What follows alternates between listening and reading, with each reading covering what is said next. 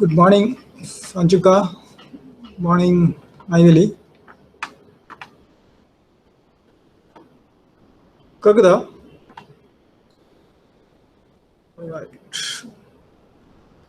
On போன class UCP 600 நான் உங்களுக்கு அந்த இங்கிலீஷ் வெர்ஷன் அனுப்பியிருந்தேன். கிடைச்சதானே மைவிலி சஞ்சுகா? UCP 600 right. என்ன செய்யணும், நீங்கள் அந்த UCP 600 ஒருக்கா 2 முறை சும்மா மேலோட்டமாக வாசிச்சு போட்டு நான் சில இதுகளை நான் ஹைலைட் பண்ணியிருந்தேன். அந்த ஹைலைட் பண்ண இதுகளை கொஞ்சம் வடிவாக பார்த்துக்கொள்ளுங்கள். அந்த நம்பர் கிரன்ச், ரைட், உங்களோட MCQக்கு தேவையான ஸ்பெசிஃபிக்கலி அந்த நம்பர் ஆஃப் டேஸ் மற்றது அந்த சொற்பதங்கள் டெர்மினாலஜி அதுகளை தான் கூட உங்களுக்கு UCPயில் முதலாவது கேள்வியில் கேட்குறது. ரைட், பார்ட் 2 பொறுத்தவரையில் அது உங்களோட சாய்ஸஸ். ரைட், நீங்கள் UCP கேள்விகள் செய்ய விரும்பினால் UCP 600 ஆர்டிகல்ஸ் வடிவாக தெரிந்திருக்கும். இல்லாட்டி என்னுடைய அட்வைஸ் 2 கணக்கை வடிவாக செஞ்சு, ரைட், ஒரு ஜென்ரல் கேள்வி அப்புறம் பார்ப்போம் அந்த டைப்ஸ் ஆஃப் எல்சிஸ் அந்த மாதிரி ஒரு கேள்வி செய்து போட்டு ஒரு கேள்வி ஏதாவது உங்களுக்கு URC இன்கோடர்ம்ஸ் UCP அந்த மாதிரி வர ஒரு கேள்வியை உங்களுக்கு இலகுவான ஒரு கேள்வியை தேர்ந்தெடுத்து செய்கிறது என்னுடைய அட்வைஸ். ரைட், உங்களுக்கு இந்த UCP 600 நான் பார்த்த அந்த ஆர்டிகல்ஸில் உங்களுக்கு இந்த பேசிக்ஸ் வடிவாக விளங்கும். சரி, அப்போ நான் அந்த போர்டில் போட்டிருக்கிறேன். இந்த போர்டில் கீறின டயக்ராம் விளங்குதா?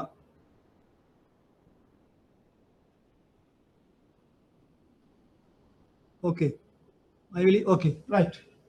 இப்போ பார்த்தீங்கன்னா ரைட், உங்களோட கஸ்டமர், இம்போர்ட் கஸ்டமர், அதாவது விண்ணப்பதாரி, LC அப்ளிகன்ட், என்ன ஏன்னு போட்டுக்க நான் LC அப்ளிகன்ட், விண்ணப்பதாரி, உங்களுடைய இறக்குமதியாளர். அவர் என்னது LC அப்ளிகேஷனை பேங்க்கு கொடுப்பார். ரைட், அங்கே ஏற்கனவே ஒரு செலான் பேங்க் அப்ளிகேஷன் எப்படி ஃபில் பண்றேன்னு பார்த்தோம். LC அப்ளிகேஷனை ஃபில் பண்ணி உங்களோட பேங்க்குக்கு கொடுப்பா, LC ஓபன் பண்ண சொல்லு. சரியா, உங்களோட பேங்க் தான் யார்? LC இஷ்யூ பண்ற பேங்க். IB போட்டுருக்கேன், LC இஷ்யூயிங் பேங்க், ஆவண கடிதம் வழங்கும் வங்கி. ரைட், பார்த்தா உருப்புரை ஞாபகம் இருக்கா? LC இஷ்யூயிங் பேங்கோட ஆப்ளிகேஷன்ஸ். சஞ்சுகா, UCP ஆர்டிகல் ஞாபகம் இருக்கா? LC இஷ்யூயிங் பேங்கோட ஆப்ளிகேஷன்ஸ். ரைட், அதுக்கு தான் நீங்கள் UCP ஆர்டிக்கலை வடிவா பார்க்கணும். சரியா, கையில் நீங்கள் பிரிண்ட் அவுட் வச்சிருக்கீங்களா? ஆர்டிகல் 7 பார்த்தீங்கன்னா உருப்புரை 7. ரைட், உருப்புரை 7 தான், எஸ், உருப்புரை 7 தான் LC இஷ்யூயிங் பேங்கோட அப்ளிகேஷன்ஸ், கடமைப்பாடுகளை பற்றி சொல்லுது. சரியா, அந்த கஸ்டமர் LC அப்ளிகேஷனை பேங்க் கொடுப்பார். சரியா, உண்மையிலே இந்த LCல உங்களுடைய கஸ்டமர், அதாவது இறக்குமதியாளர் ஒரு தரப்பினராக கருதப்பட மாட்டார். சரியா, எல்சியை இஷ்யூ பண்றது இஷ்யூயிங் பேங்க், அதாவது வழங்கும் வங்கி. இதுதான் முதலாவது உறுப்பினர். எல்சியில பங்கு பெற்றும் முதலாவது உறுப்பினர் வழங்கும் வங்கி. அந்த வழங்கும் வங்கி உங்களுடைய வாடிக்கையாளர் தந்த நிபந்தனைகள், நியதி நிபந்தனைகள், அதான் எல்சியில இருக்க டேர்ம்ஸ் அண்ட் கண்டிஷன்ஸ் சொல்லுவோம். நியதி நிபந்தனைகள். உங்களோட கஸ்டமர் சொல்ற இந்த நியதி நிபந்தனைகள், டேர்ம்ஸ் அண்ட் கண்டிஷன்ஸ் அமைவாக தான் இந்த எல்சியை இஷ்யூ பண்ணும். அப்ப உங்களோட பேங்க் அந்த எல்சி என்ன செய்யும்? அட்வைசிங் பேங்க்கு அனுப்பும். அந்த அட்வைசிங் பேங்க் தான் யார்? எக்ஸ்போர்ட்டர், அதாவது பயனாளி. ரைட்? பயனாளி தான் யார்? ஏற்றுமதியாளர், விண்ணப்பதாரி, இறக்குமதியாளர். அப்ப அந்த ஏற்றுமதியாளருக்கு அந்த எல்சி அறிவிக்கிற வங்கியை தான் நாங்கள் சொல்லுவோம் அறிவிக்கும் வங்கி, அட்வைசிங் பேங்க். ரைட்? திருப்பி ஞாபகம் இருக்கா? அட்வைசிங் பேங்கை பத்தி எந்த ஆர்டிகல் சொல்லுது? UCP 600 article 9. Very good. Right? அப்ப ஆர்டிகல் 9ல தான் அட்வைசிங் பேங்கோட ஆப்ளிகேஷன், கடமை பாத்திரத்தை பத்தி சொல்லுது. சரியா? உண்மையிலே எல்சில பாக்கிஸ் கேட்டா இஷ்யூயிங் பேங்க் வழங்கும் வங்கி, அறிவிக்கும் பேங்க் அட்வைசிங் பேங்க், அந்த எல்சி கன்ஃபார்ம் பண்ணால் உறுதிப்படுத்தும் வங்கி கன்ஃபார்மிங் பேங்க், மற்றது பெனிஃபிஷரி பயனாளி. இதுதான் உண்மையில அந்த எல்சியில பங்கு கொள்ளும் உறுப்பினர். நான் இங்க போட்டிருக்கேன் அறிவிக்கும் வங்கி, அட்வைசிங் பேங்க், உறுதிப்படுத்தும் வங்கி, கன்ஃபார்மிங் பேங்க், நியமிக்கப்பட்ட வங்கி, நாமினேட்டட் பேங்க். இந்த 3 விதமான வங்கிகள் இருக்கு. அதாவது எல்சி இஷ்யூயிங் பேங்க்ல இருந்து எல்சி போன உடனே ரைட், இந்த 3 வங்கியும் சில சந்தர்ப்பங்கள் ஒரு வங்கியாக தொழிற்படும். அறிவிக்கும் வங்கி, உறுதிப்படுத்தும் வங்கி, நியமிக்கப்பட்ட வங்கி, இந்த 3ம் ஒரு வங்கியாக தொழிற்படும். ஆனா சில நேரங்கள்ல அறிவிக்கும் வங்கி எல்சியை அட்வைஸ் பண்ற மட்டும்தான் செய்யும். ரைட்? அந்த சந்தர்ப்பத்தில் இந்த நாமினேட்டட் பேங்க், நியமிக்கப்பட்ட வங்கி வேறொரு வங்கி. அதே மாதிரி எல்லா எல்சியும் கன்ஃபார்ம் எல்சி இல்லை. ரைட்?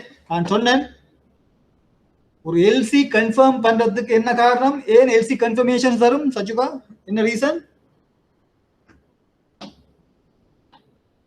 ஏன் ஒரு எல்சி கன்ஃபார்ம் பண்ண வேண்டிய தேவைப்பாடு வரும்? அந்த மாதிரி ஒரு கேள்வி வரலாம் உங்களுக்கு. ஏன் ஒரு எல்சி உறுதிப்படுத்தப்பட வேண்டும்? ஏன்?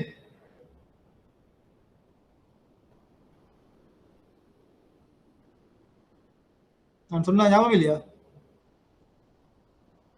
இல்ல, ஏன் ஒரு எல்சி கன்ஃபார்ம் பண்ண வேண்டிய தேவைப்பாடு? மைவிலி,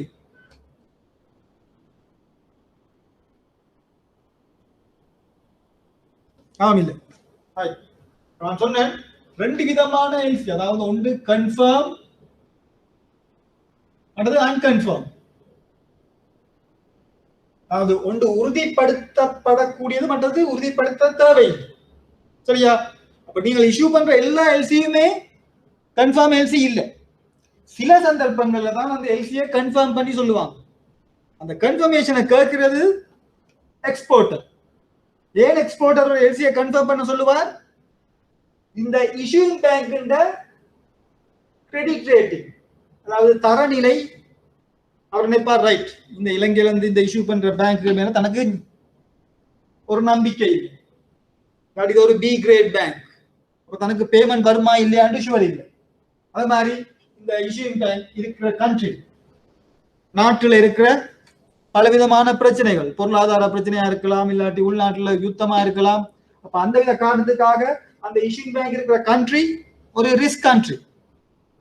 அந்த இஷ்யூயிங் பேங்க்ல தனக்கு நம்பிக்கை இல்லை, பேமெண்ட் வருமா இல்லையா. உங்களுக்கு தெரியும் எல்சியில இருக்கிற முக்கியமான சிறப்பம்சம் தான் என்னது? வழங்கும் வங்கி ஏற்றுமதியாளருக்கு கொடுப்பனவை மேற்கொள்வதாக ஒரு உத்தரவாதத்தை வழங்கும். அப்ப இந்த வழங்கும் வங்கியிலிருந்து ஒரு உத்தரவாதத்தை கிடைக்கின்ற நம்பிக்கை இவருக்கு இல்லாட்டி அவர் சொல்லுவார் தனக்கு வழங்கும் வங்கியின் மீது நம்பிக்கை இல்லை, இந்த எல்சி கன்ஃபார்ம் பண்ணப்பட வேண்டும். அதுக்காகத்தான் இங்க உறுதிப்படுத்தும் வங்கி ஒன்று வரும், கன்ஃபார்மிங் பேங்க். சரியா? ஆனா அறிவிக்கும் வங்கி எந்த நேரமும் உங்களுக்கு அந்த நீங்கள் உறுதிப்படுத்த கேட்டாலும் அது உறுதிப்படுத்த விரும்பாது. ஒன்று உறுதிப்படுத்த விரும்பினால் உறுதிப்படுத்தும், இல்லாட்டி அவங்க சொல்லுவாங்க நாங்கள் உறுதிப்படுத்த மாட்டோம், வெறுமனே அறிவிக்க மட்டும்தான் செய்வோம். அப்ப அந்த வங்கி அட்வைசிங் பேங்காக மட்டும்தான் தொழிற்படும். அப்ப நாங்கள் பிரிதொரு வங்கியை கேட்கணும் அந்த எல்சியை கன்ஃபார்ம் பண்ண சொல்லி. அந்த சந்தர்ப்பங்கள்ல அட்வைசிங் பேங்க் ஒரு வங்கி, கன்ஃபர்மிங் பேங்க் இன்னொரு வங்கி. சரியா? அப்ப இந்த அட்வைசிங் பேங்க் யார்? அட்வைசிங் பேங்க் வந்து உங்களுடைய கொரஸ்பாண்டன்ட் பேங்காக இருக்கும். நாங்கள் ஆங்கிலத்தில் சொல்லுவோம் கொரஸ்பாண்டன்ட் பேங்க், அதாவது தொடர்பு படுத்தும் வங்கி. தொடர்பு படுத்தும் வங்கி இல்லை, உங்களுக்கு எக்ஸாம்பிள் கேட்கலாம், தொடர்பு படுத்தும் வங்கியின் மூலம் கிடைக்கும் நன்மைகள் என்ன, இல்லாட்டி ஏன் உங்களுக்கு தொடர்பு படுத்தும் வங்கியின் முக்கியத்துவம், இல்லாட்டி ஏன் உங்களுக்கு தொடர்புபடுத்தும் வங்கிகள் தேவை, இப்படி பலவிதமான ஒரு கேள்வி உங்களுக்கு வரலாம். உங்களுக்கு மிக முக்கியமாக தெரியணும் இந்த கொரஸ்பாண்டன்ட் பேங்க் முக்கியத்துவம். அப்ப இந்த எல்சியை அறிவிக்கிறதுக்கு இந்த அட்வைசிங் பேங்க் உங்களுடைய கொரஸ்பாண்டன்ட் பேங்கா இருக்கும். இப்ப நீங்கள் செலான் பேங்க் உங்களுடைய இஷ்யூங் பேங்க் செலான் பேங்க் என்றால் இந்த கொரஸ்பாண்டன்ட் பேங்க் அட்வைசிங் பேங்க் உங்களோட கொரஸ்பாண்டன்ட் பேங்கா இருக்கும். சரியா? நான் இது சொல்றேன், இது ஸ்ரீலங்காவில் இருந்த போல் இந்த எல்சி ரைட் பெனிஃபிஷியரி இருக்கிற ஜெர்மனின்னு வைக்கும். அப்ப ஸ்ரீலங்கா வந்து ஜெர்மனிக்கு எல்சி போகும். அப்ப யார் கொரஸ்பாண்டன்ட் பேங்க்? ஜெர்மனில இருக்க ஒரு பேங்க் உங்களோட கொரஸ்பாண்டன்ட் பேங்க். அப்ப ஜெர்மனில இருக்க பேங்க் நாங்க சொல்றோம் right Deutsche bank Germany, right Deutsche bank Germany. அப்ப டாய்ச் பேங்கோட உங்களுக்கு அந்த கொரஸ்பாண்டன்ட் பேங்க் அரேஞ்ச்மெண்ட் இருந்தா தான் நீங்கள் டாய்ச் பேங்க்குக்கு எல்சியை அனுப்புவீங்க. அப்ப உங்களுடைய அட்வைசிங் பேங்க் டாய்ச் பேங்க். சரியா? அதே எல்சி கன்ஃபார்ம் எல்சியாக வேணும் என்றால் திருப்பி டாய்ச் பேங்க் உங்களுடைய எல்சியை கன்ஃபார்ம் பண்ணலாம். கன்ஃபார்ம் பண்ணால் டாய்ச் பேங்க் தான் அட்வைசிங் பேங்க்கும் கன்ஃபார்மிங் பேங்க். சரியா? அப்ப issuing bank article 7, conforming bank கொண்டு வந்தால் ஆர்டிகல் 8, அட்வைசிங் பேங்க் ஆர்டிகல் 9. அந்த மூன்றும் வரிசையா வருது. அந்த ஆர்டிகல் 3 நீங்கள் வடிவா பார்த்துக் கொள்ளணும். சரியா? அந்த ஆர்டிகல் 3 வடிவா பார்த்துக் கொள்ளணும். இஷ்யூயிங் பேங்க் கடமைப்பாடு என்ன, அட்வைசிங் பேங்க் கடமைப்பாடு என்ன, கன்ஃபார்மிங் பேங்க் கடமைப்பாடு. இந்த அட்வைசிங் பேங்க் கடமைப்பாடு சொன்னா ஈஸி. அது ஆர்டிகல் 9 பிரகாரம் ஒரே ஒரு கடமைப்பாடு தான். அறிவுறுத்தும் வங்கியின் ஒரே ஒரு கடமைப்பாடு என்னது? கொஞ்சுக்கா அறிவிக்கும் வங்கியின் ஒரே ஒரு கடமைப்பாடு என்னது?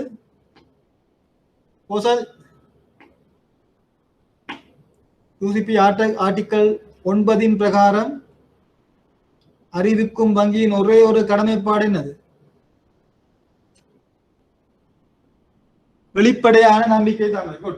அதாவது நீங்கள் இஷ்யூ பண்ற இந்த எல்சி, நீங்கள் இஷ்யூ பண்ற எல்சி ஒரு உண்மையான வெளிப்படையாக ஏற்றுக்கொள்ளக்கூடிய நம்ப தகுந்த ஒரு ஆவண கடிதம் என்பதை இந்த அறிவிக்கும் வங்கி யாருக்கு? பயனாளிக்கு உறுதிப்படுத்து. என்னது பயனாளி என்னது அவருக்கு தெரியாது. இலங்கையில இருந்து ஒரு எல்சி கொண்டு வருது, அந்த எல்சி உண்மையா இல்லாட்டி பொய்யான எல்சியான்னு அவருக்கு தெரியாது. அப்ப அந்த உண்மைத்தன்மையை நிரூபிப்பதுதான் இந்த அறிவிக்கும் வங்கியின் கடமைப்பாடு. வெளிப்படையான நம்பகத்தன்மை, ஆங்கிலத்தில் நாங்கள் சொல்லுவோம் அப்பரண்ட் ஒத்தன்டிசிட்டி. அப்ப ஆர்டிகல் நீங்க வடிவா வாசிய பார்த்துட்டு தெரியும், அப்பரண்ட் ஒத்தன்டிசிட்டின்ற ஒரு டெர்மினாலஜி இருக்கும். அதான் அந்த வெளிப்படையான நம்பகத்தன்மை. அதுதான் அறிவிக்கும் வங்கியின் ஒரே ஒரு கடமைப்பாடு. அதை அறிவிச்சு போட்டு விட்டுரும். அந்த எல்சியில மேலதிகமாக கன்ஃபர்மேஷன் என்றால் ஆர்டிகல் 18 பிரகாரம் இன்னொரு வங்கி அந்த எல்சிய கன்ஃபார்ம் பண்ணும். அப்ப அந்த கன்ஃபார்ம் பண்றதால அந்த கன்ஃபார்மிங் பேங்க் கடமைப்பாடு என்ன? இந்த வழங்கும் வங்கியை போன்று இந்த எல்சியின் கீழ் சமர்ப்பிக்கப்படும் ஆவணங்களுக்கான கொடுப்பனவை பயனாளிக்கு வழங்கும். அப்ப ஒரு கன்ஃபார்ம் எல்சியில இந்த பயனாளிக்கு 2 உத்தரவாதம். ஒன்று வழங்கும் வங்கியிடமிருந்து பெறப்படும் உத்தரவாதம், இரண்டாவது உறுதிப்படுத்தும் வங்கியிடமிருந்து பெறப்படும் உத்தரவாதம். இந்த பயனாளிக்கு 2 உத்தரவாதம் இருக்கு. வழங்கும் வங்கி கொடுப்பனவை மறுக்கும் சந்தர்ப்பத்தில் இந்த உறுதிப்படுத்தும் வங்கி கட்டாயம் அந்த பயனாளிக்கு கொடுப்பனவை மேற்கொள்ளணும். எப்ப? உறுதிப்படுத்தப்பட்டு என்னது சமர்ப்பிப்பு எப்படி இருக்கணும், ஒரு ஆவணங்களுக்கான சமர்ப்பிப்பு எப்படி இருந்தால் ஒரு வழங்கும் வங்கியோ அல்லது ஒரு உறுதிப்படுத்தும் வங்கியோ அல்லது ஒரு நியமிக்கப்பட்ட வங்கியோ கொடுப்பனவு செய்யும், அந்த சமர்ப்பிப்பு எப்படி இருக்கணும்? என்ன சமர்ப்பிப்பு? இணங்கிய சமர்ப்பிப்பு. Yes, complying presentation. Complying presentation நாங்கள் பார்த்தோம் ஆர்டிகல் 2ல வரைவிலக்கணம் டெபினிஷன். ரைட்? இணங்கிய சமர்ப்பிப்புக்கு 3 முக்கிய விடயங்கள். ஒன்று, எல்சி டேர்ம்ஸ் அண்ட் கண்டிஷன்ஸ்க்கு அமைவாக இருக்கணும். 2, யூசிபி 600 விதிகளுக்கு உட்பட்டதாக இருக்கணும். 3, இன்டர்நேஷனல் ஸ்டாண்டர்ட் பேங்கிங் பிராக்டிஸ், சர்வதேச நியமங்களுக்கு அமைவாக நடைமுறைகளை கொண்டதாக இருக்கும். அந்த 3 கண்டிஷன்ஸுக்கு அமைவாக ஒரு சமர்ப்பிப்பு நடந்தால், இந்த பயனாளி இந்த எல்சியின் கீழ் ஆவணங்களை சமர்ப்பிக்கிறார். அந்த சமர்ப்பிப்பு ஒரு இணங்கிய சமர்ப்பிப்பாக இருந்தால், ஒரு உறுதிப்படுத்தும் வங்கி அல்லது ஒரு நியமிக்கப்பட்ட வங்கி அல்லது ஒரு வழங்கும் வங்கி கட்டாயம் கொடுப்பனவை மேற்கொள்ள வேண்டும். திருப்பி அந்த கம்ப்ளைண்ட் பிரசன்டேஷன் உங்களுக்கு உறுப்புரை 15 ஆர்டிகல் 15ல திருப்பி சொல்லி இருக்கு, எப்படி ஒரு நாமினேட்டட் பேங்க், ஒரு கன்ஃபர்மிங் பேங்க், ஒரு இஷ்யூயிங் பேங்க் எப்படி பேமெண்ட் செய்யணும். ரைட். அப்ப இது முதலாவது எல்சி. இங்க வார நேரம் உங்களுக்கு எல்சி ஷிஃப்ட்ல என்னது MT700. ஷிஃப்ட்ல நாங்கள் பாவிக்கிற இந்த மெசேஜ் டைப் MT700. இதெல்லாம் உங்களுக்கு என்னது, இந்த எல்சியோட தொடர்புபடுத்தி வர சின்ன சின்ன விடயங்கள். உங்களுக்கு சின்ன சின்ன விடயங்களா வரட்டாம், இல்லாட்டி ஒரு சிறு குறிப்பா எழுத சொல்லி வரலாம். ஷிஃப்ட்டை பத்தி உங்களுக்கு எழுத சொன்னா உங்களுக்கு தெரியும் ஷிஃப்ட்னா என்னன்னு. ரைட்? ஷிஃப்ட் ஹெட் குவார்டர்ஸ் இருக்கு பெல்ஜியத்தில். ரைட்? ஷிஃப்ட்ல பல வகையான மெசேஜ் டைப் இருக்கு. ரைட்? 0 தொடக்கம் 9. ரைட்? 1 2 3 4 5 6 7 8 இப்படி மெசேஜ் டைப்ஸ் இருக்கு ஷிஃப்ட்ல. ரைட்? அதுல இந்த கேட்டகரி 7, இந்த கேட்டகரி 7 தான் எல்சியோட வர எல்லா மெசேஜ் டைப். நீங்கள் எல்சி இஷ்யூ பண்ணால் என்ன, எல்சி அமெண்ட் பண்ணால் என்ன, எல்லாமே இந்த கேட்டகரி 7. அந்த கேட்டகரி 7ல வரதான் இந்த MT700 மெசேஜ் டைப் 700. அதன் பிரகாரம் தான் நாங்கள் எல்சியை இஷ்யூ பண்ணுவோம் ஷிஃப்ட்ல. சரியா? அப்ப அந்த எல்சியை நாங்கள் இஷ்யூ பண்ண உடனே உங்களோட correspondent bank, advising bank, Deutsche bank Germany அந்த எல்சியை ஜெர்மனிக்கு அட்வைஸ் பண்ண. அப்ப இந்த எல்சி அவருக்கு போன பிறகுதான் அவர் என்ன செய்வார், இந்த பொருட்களை உற்பத்தி செய்து ஷிப் பண்றதுக்கு அவர் தயார்படுத்துவார். சரியா?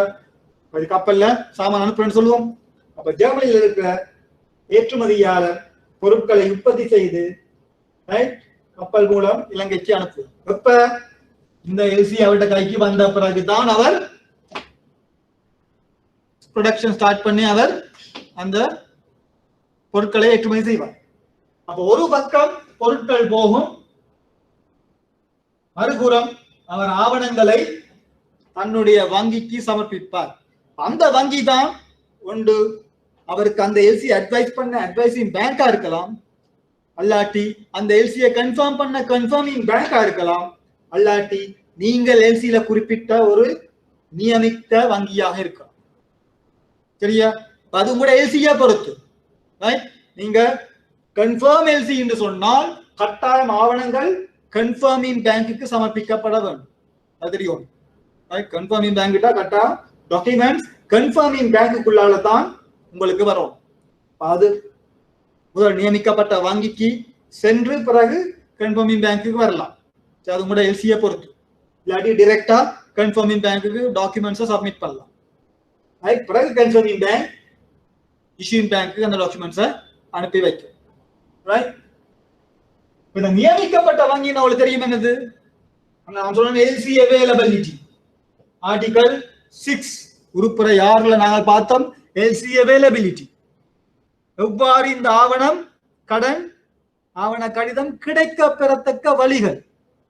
எத்தனை வழிகள் இருக்கு ஒரு ஆவண கடிதம் கிடைக்கத்தக்க வழிகள்? 4. என்ன 4? மைவிலி அவைலபிலிட்டி, ஒரு எல்சி அவைலபிலிட்டி 4 வகைகள். ஒன்று நாங்கள் சொல்லுவோம் சைட் பேமெண்ட், மற்றது negotiation, deferred payment, acceptance. Right? அப்ப அந்த 4 வழிகளில் ஏதாவது ஒரு வழியூடாகத்தான் அந்த எல்சி கிடைக்கப்பெறும்.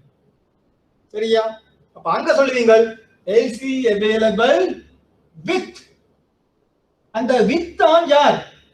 அப்ப அங்க நீங்க சொல்லுவீங்க சில நேரம் any bank in Germany, any bank in Germany. அப்ப அங்க எந்த ஒரு வங்கிக்கும் இந்த எல்சி கிடைக்காது. நாங்க சொல்லுவோம் ஃப்ரீலி அவைலபிள். அந்த எல்சியை நாங்க சொல்லுவோம் freely available. LC available with any bank in Germany. அப்ப உங்களோட எக்ஸ்போர்ட்டருக்கு ஜெர்மனில இருக்க எந்த ஒரு பேங்க்குக்கும் போய் அந்த டாக்குமெண்ட்ஸை பிரசன்ட் பண்ணலாம். ஆனா சில நேரங்கள்ல இந்த எல்சியை நாங்கள் ரெஸ்ட்ரிக்ட் பண்ணுவோம். சொல்லுவோம் LC is available with Deutsche Bank. That LC is available with Citibank Germany.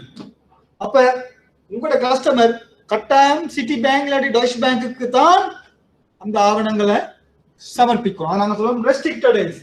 அப்ப அது நீங்கள் எல்சியை ஸ்ட்ரக்சர் பண்ற விதம், உங்களோட கஸ்டமருக்கு தேவையான விதமாக நீங்கள் அந்த எல்சியை ஸ்ட்ரக்சர் பண்ணுவீங்க.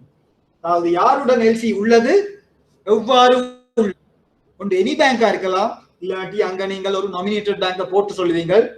ரைட், பை சைட்டா பேமெண்டா, பை சைட் நெகோசியேஷனா, இல்லாட்டி அக்செப்டன்ஸா, இல்லாட்டி டிஃபர்ட் பேமெண்டா, அதுக்கேற்ற மாதிரி ஆவணங்கள் சமர்ப்பிக்கப்பட வேண்டும். ரைட், உங்களுக்கு தெரியும் எல்சில நாங்கள் பார்த்தோம் ஒரு எல்சி அப்ளிகேஷன் ஃபில் பண்ற நேரம் மிக முக்கியமானது. ரைட், எக்ஸ்பயர், ரைட், பிறகு shipment date, LC amount. Right, இது மிக முக்கியமான விடயங்கள். ஒரு LC expiry date, shipment date, அப்ப அந்த எல்சி அமௌண்ட் என்னது, ரைட், என்னென்ன டாக்குமெண்ட்ஸ், இன்வாய்ஸ், பிஎல், எல்சில நாங்கள் கால் பண்ணுவோம் என்னென்ன டாக்குமெண்ட்ஸ் எங்களுக்கு வேணும், அது மாதிரி கண்டிஷன்ஸ் போடுவோம், என்னென்ன மாதிரி கண்டிஷன்ஸ் இருக்கும், அது எல்லாத்தையும் சேர்த்து தான் நாங்க சொல்லுவோம் ஒரு எல்சில இருக்க டேர்ம்ஸ் அண்ட் கண்டிஷன்ஸ். சரியா? அப்ப இந்த டேர்ம்ஸ் அண்ட் கண்டிஷன்ஸ்க்கு அமைவாக இந்த ஜெர்மனில இருக்கிற எக்ஸ்போர்ட்டர் அந்த ஆவணங்களை தன்னுடைய வங்கிக்கு சமர்ப்பிப்பார். சமர்ப்பித்தவுடன் அந்த சமர்ப்பிப்பு ஒரு இணங்கிய சமர்ப்பிப்பாண்டு அவருடைய வங்கி அந்த எல்சியோட செக் பண்ணும். அந்த பேங்க்ல எல்சி இருக்கும், எங்கட இந்த போன எல்சி இருக்கும், அந்த எல்சியோட இவங்க செக் பண்ணுவாங்க, இவர் பிரசன்ட் பண்ண டாக்குமெண்ட்ஸ் ஒரு கம்ப்ளைண்ட் பிரசன்டேஷனா, இணங்கிய சமர்ப்பிப்பா. அப்ப அதை இணங்கிய சமர்ப்பிப்பா இல்லையா என்பதை தீர்மானிப்பதற்கு ஒரு வழங்கும் வங்கிக்கோ அல்லது ஒரு உறுதிப்படுத்தும் வங்கிக்கோ அல்லது ஒரு நியமிக்கப்பட்ட வங்கிக்கோ எத்தனை நாட்கள் உள்ளது யூசிபி 600 பிரகாரம்?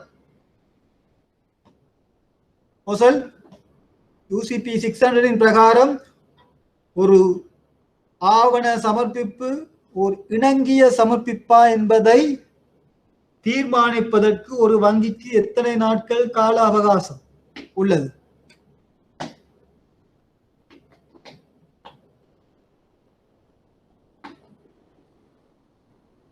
Article 14 நான் சொன்னேன் standard of documents checking. Article 14 UCP என்ன சொல்லுது? ஒவ்வொரு வங்கிக்கும் எத்தனை நாட்கள்? 5. 5 என்னது? இப்ப எக்ஸாம்ல கேட்டா சும்மா 5ன்னு சொல்றது இல்லை. Right, 5 banking days. Working days சொல்லக்கூடாது, பேங்கிங் டேஸ். அதாவது 5 அலுவலக வங்கி அலுவலக தினங்கள். உங்களுக்கு தெரியும் ஆர்டிகல் 2ல பேங்கிங் டே டிஃபைன் பண்ணி இருக்கு. பேங்கிங் டேண்டா என்ன? அத மாதிரி ஆர்டிகல் 14ல சொல்லுது ஒவ்வொரு வங்கிக்கும் மேக்சிமம் 5 பேங்கிங் டேஸ் ஆகக்கூடியது 5 வங்கி அலுவலக தினங்கள். எப்ப? ஆவணங்கள் சமர்ப்பிக்கப்பட்ட நாளைக்கு அடுத்த நாள். ரைட், உங்களுக்கு மண்டே, ரைட், மண்டே உங்களுக்கு ஜெர்மனில இருந்த ஏற்றுமதியாளர் அவருடைய பேங்குக்கு மண்டே டாக்குமெண்ட்ஸை சப்மிட் பண்ணால் மண்டேயை விட்டுட்டு Tuesday, Wednesday, Thursday, Friday, Saturday, Sunday holiday, அடுத்த மண்டே. அதான் ஆகக்கூடிய 5 வங்கி அலுவலகத்தினங்கள். ப்ரொவைடட் என்னது? அந்த ஒரு நாளும் ஜெர்மனில லீவாக இருக்கக்கூடாது. இந்த 5 நாளும் ஜெர்மனில வங்கி அலுவலகத்தினங்கள். அப்ப மண்டே கிடைச்சா மண்டே விட்டு போட்டு டியூஸ்டே, வெனிஸ்டே, தர்ஸ்டே, ஃப்ரைடே அடுத்த மண்டே.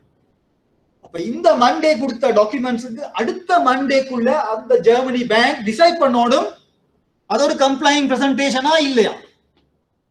ரைட்? ஆர்டிகல் 2 ஆர்டிகல் 15 கமைவாக அது ஒரு கம்ப்ளைங் பிரசன்டேஷனாக இருந்தால் இந்த பேங்க் என்ன செய்யணும்? ஜெர்மனிக்கு பே பண்ணணும். எப்ப? அது ஒரு சைட் எல்சியாக இருந்தால், ஒரு சைட் எல்சியாக இருந்தால் பே பண்ண. யூசன்ஸ் எல்சியாக இருந்தா உங்களுக்கு தெரியும் ஒரு மெச்சூர் டேட் இருக்கு, அந்த மெச்சூர் டேட்ல தான் எக்ஸ்போர்ட்டருக்கு பேமெண்ட் கிடைக்கும். சரியா? ரைட். இப்ப இவர் கொடுத்த ஆவணங்கள்ல இணங்கிய சமர்ப்பிப்பு இல்லை, ஒரு பிழை இருக்கு. ரைட்? ஒன்று ஷிப்மெண்ட் டேட், அவர் சொன்ன ஷிப்மெண்ட் டேட்டுக்கு பிந்தி தான் இவர் ஷிப் பண்றார். சரியா? இப்ப பெனிஃபிஷரி இந்த ஷிப்மெண்ட் செய்யறது அந்த டேட் வந்து இப்ப எல்சியில குறிப்பிட்டப்பட்ட டேட்டை விட பிந்தி போயிட்டு. அப்ப என்னது? அது நாங்க சொல்லுவோம் ஒரு குறைபாடு, அந்த ஆவணத்தில் இருக்க ஒரு குறைபாடு. உங்களுக்கு விளங்கணும். உறுப்புரை 14 அமைவாக ஆர்டிகல் 14 இந்த பேங்க்ஸ் எல்லாமே கன்ஃபர்மிங் பேங்கா இருக்கலாம், நாமினேட்டட் பேங்கா இருக்கலாம், இஷ்யூயிங் பேங்கா இருக்கலாம், எல்லா பேங்க்ஸையும் இந்த டாக்குமெண்ட்ஸை செக் பண்றது ஆன் த ஃபேஸ். அந்த டாக்குமெண்ட்ல என்ன சொல்லி இருக்குதோ அதை வச்சு கொண்டு தான் நாங்கள் இந்த எல்சியோட செக் பண்ணோம். சரியா? நாங்கள் செக் பண்றது இந்த டாக்குமெண்ட்ஸை மட்டும், நாட் த குட்ஸ். வங்கிக்கும் இந்த பொருட்களுக்கும் எந்த விதமான தொடர்பும் இல்லை. அது உங்களுக்கு ஆர்டிகல் ரைட் யூசிபி ஆர்டிகல் எது சொல்லுது? Document article number 5. Article number 5 உங்களுக்கு சொல்லுது documents versus goods services performance. சரியா?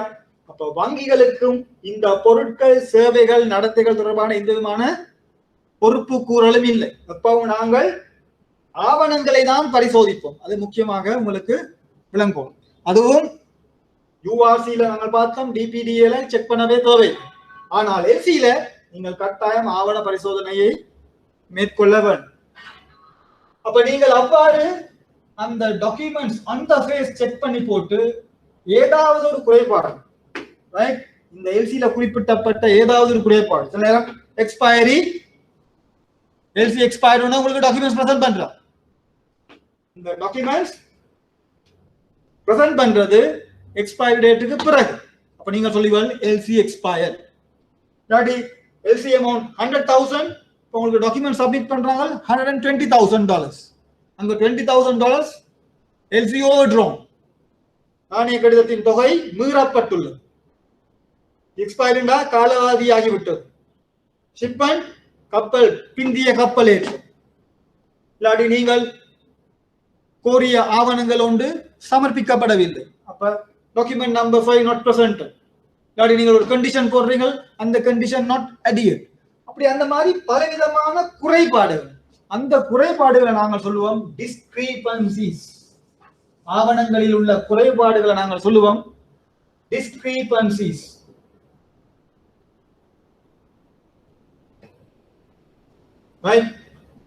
இவர் கொடுக்கிற டாக்குமெண்ட்ஸ்ல ஏதாவது ஒரு குறைபாடு டிஸ்கிரிபன்சி இருந்தால் அது ஒரு இணங்கிய சமர்ப்பிப்பாக கருதப்பட மாட்டார். அப்படி அது ஒரு இணங்கிய சமர்ப்பிப்பாக கருதப்படாவிட்டால் நாங்கள் உடனடியாக அதில் சில நடவடிக்கைகளை மேற்கொள்வோம். அதுதான் உங்களுடைய ஆர்டிகல் 16.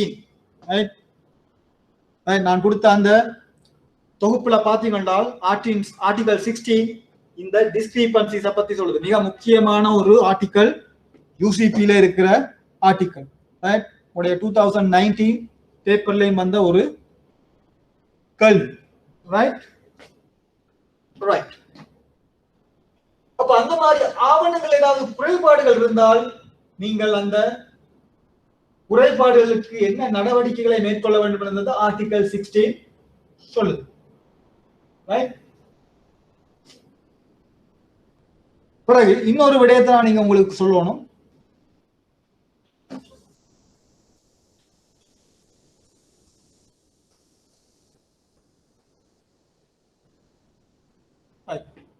இப்ப எல்சி நீங்க எல்சி அனுப்புறீங்க, பிறகு எல்சி அனுப்பி போட்டு ஒரு 1 வீக்ல ரைட்? உங்களோட கஸ்டமர் வந்து சொல்றார், உங்களோட இம்போர்ட்டர் வந்து சொல்றார், எனக்கு இந்த எல்சியை அமெண்ட் பண்ணணும், ஆவண கடிதத்தை திருத்தத்தை மேற்கொள்ளும். ரைட்? எந்த ஆர்டிகல் சொல்லுது ஆவண கடித திருத்தம்? எல்சி அமெண்ட்மெண்ட்ஸ் ஆர்டிகல், ஆவண கடித திருத்தங்கள் Manjuka, right? Article 10. Yes. So UCP 600 இந்த 39 உறுப்புரைகளையும் வடிவாக 2-3 முறை வாசிங்கள். ரைட்? அந்த இங்கிலீஷ் வெர்ஷனை வடிவா 2-3 முறை வாசிங்கள். ஒவ்வொரு வேர்ட் பை வேர்டா வடிவா வாசிங்க. ஆர்டிகல் 10 திருத்தம். நான் சொன்ன MT 700 LC பிறகு ஒரு திருத்தம் அமெண்ட்மெண்ட் செய்யற நேரம் அதை நாங்கள் MT 707 நாங்கள் LCய ஷிஃப்ட்ல செய்யற அந்த அமெண்ட்மெண்ட்டுக்கான மெசேஜ் டைப் MT 707. இதை கூட MCQல கேட்கலாம். ஒரு ஆவண கடிதத்தின் கீழ் திருத்தத்தை மேற்கொள்ளும் பொழுது ஷிஃப்டில் பயன்படுத்தப்படும் மெசேஜ் டைப் எதுன்னு 4 தந்து போட்டு MT 700, MT 707, MT 760, MT 754. சரியா? இது பொதுவா இம்போர்ட் எக்ஸ்போர்ட்ல ஒர்க் பண்றவங்களுக்கு தெரியும். சரியா? அப்ப உங்களுக்கு இந்த டெய்லி பிராக்டிக்கல் அறிவு இல்லாட்டி உங்களுக்கு இந்த மாதிரி ஒரு கேள்வி வந்தால் உங்களுக்கு தெரியாது. MT 707 தான் நாங்கள் எல்சியை அமெண்ட் பண்ற நேரம் ஷிஃப்ட்ல பாய்க்கிறோம். உதாரணத்துக்கு நீங்க முதல் ஷிப்மெண்ட் டேட் போட்டிருப்பீங்க 10th October 2020. சில நேரம் ஏற்றுமதியாளர் இறக்குமதியாளருக்கு சொல்லி இருக்கலாம் தனக்கு இந்த டேட்ல ஷிப்மெண்ட் செய்ய முடியாது. அப்ப அவர் என்னது இம்போர்ட்டருக்கு சொல்லுவார், எனக்கு ஒரு அமெண்ட்மெண்ட் தேவை, இந்த எல்சியில ஒரு அமெண்ட்மெண்ட் தேவை, திருத்தத்தை மேற்கொள்ளும். அதுக்கு பிறகு உங்களோட கஸ்டமர் இம்போர்ட்டர் வந்து பேங்க் சொல்லுவார், என்ன சொல்லுவார், இந்த ஷிப்மெண்ட் டேட்டை இப்ப அமெண்ட் பண்ணணும் 30th October. ஷிப்மெண்ட் டேட்டை எக்ஸ்டெண்ட் பண்றது. அப்ப அதைத்தான் நாங்கள் MT 707ல போய் சொல்லுவோம், இப்ப now the shipment date has been amended from 10th October to 30th October. சரியா? அப்ப அந்த அமெண்ட்மெண்ட் என்ன செய்வீங்க? திருப்பி ஆர்டிகல் 10 சொல்லுது, நீங்கள் எந்த வழியை பாவிச்சீங்களோ எல்சியை அட்வைஸ் பண்றதுக்கு அதே வழியை பாவிக்கணும் இந்த அமெண்ட்மெண்ட்டையும் அட்வைஸ் பண்றது. அப்ப டாய்ச் பேங்க் ஜெர்மனிக்குள்ளால எல்சி அனுப்புனீங்க, அப்ப இந்த அமெண்ட்மெண்ட்டையும் டாய்ச் பேங்க் ஜெர்மனிக்குள்ளால உடைய பெனிஃபிஷியரி ஏற்றுமதியாளருக்கு அந்த அமெண்ட்மெண்ட்டும் போகும். சரியா? அந்த அமெண்ட்மெண்ட் போன உடனே அந்த அமெண்ட்மெண்ட்டுக்கு ஏற்ற மாதிரி ஒரு டாக்குமெண்ட்ஸ் செய்வார், பிரசன்ட் பண்ணுவார். சரியா? அங்கதான் திருப்பி அந்த ஆர்டிகல் 10ல சொல்லுது, அப்ப அவர் இந்த அமெண்ட்மெண்ட்டை ஏற்றுக்கொண்டார் என்று உங்களுக்கு திருப்பி ரிப்ளை பண்ண மாட்டார். இந்த பேங்க் வந்து சொல்லாது இவர் அமெண்ட்மெண்ட்டை எக்ஸெப்ட் பண்ணார். அவர் அமெண்ட்மெண்ட்டை எக்ஸெப்ட் பண்ணார் எப்படி தெரியும்? இவர் இந்த டாக்குமெண்ட்ஸை பிரசன்ட் பண்ண நேரம் எங்களுக்கு தெரியும், அவர் இந்த அமெண்ட்மெண்ட்டுக்கு ஏத்த மாதிரி தான் இந்த டாக்குமெண்ட்ஸை பிரசன்ட் பண்ற. அப்ப நீங்க அந்த பிஎல்ல பாத்தீங்கன்னா ஷிப்மெண்ட் டேட் இந்த 10th பிறகு ஏதாவது ஒரு டேட்ல இருக்கும். சரியா?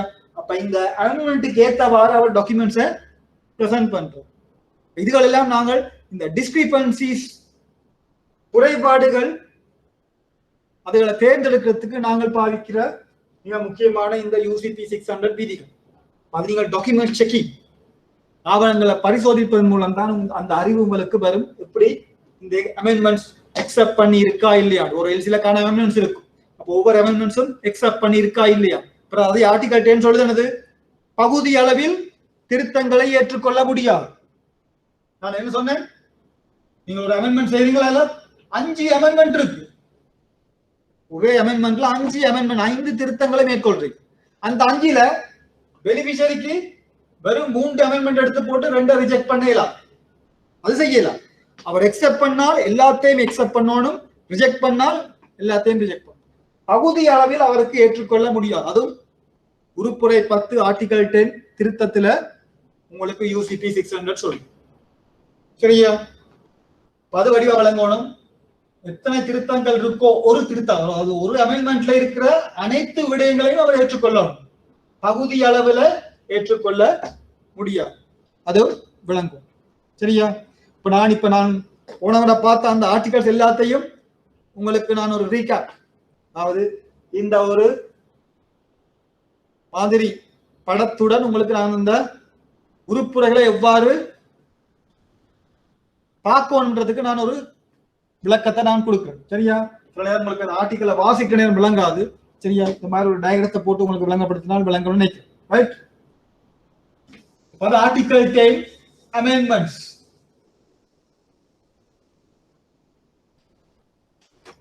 Right?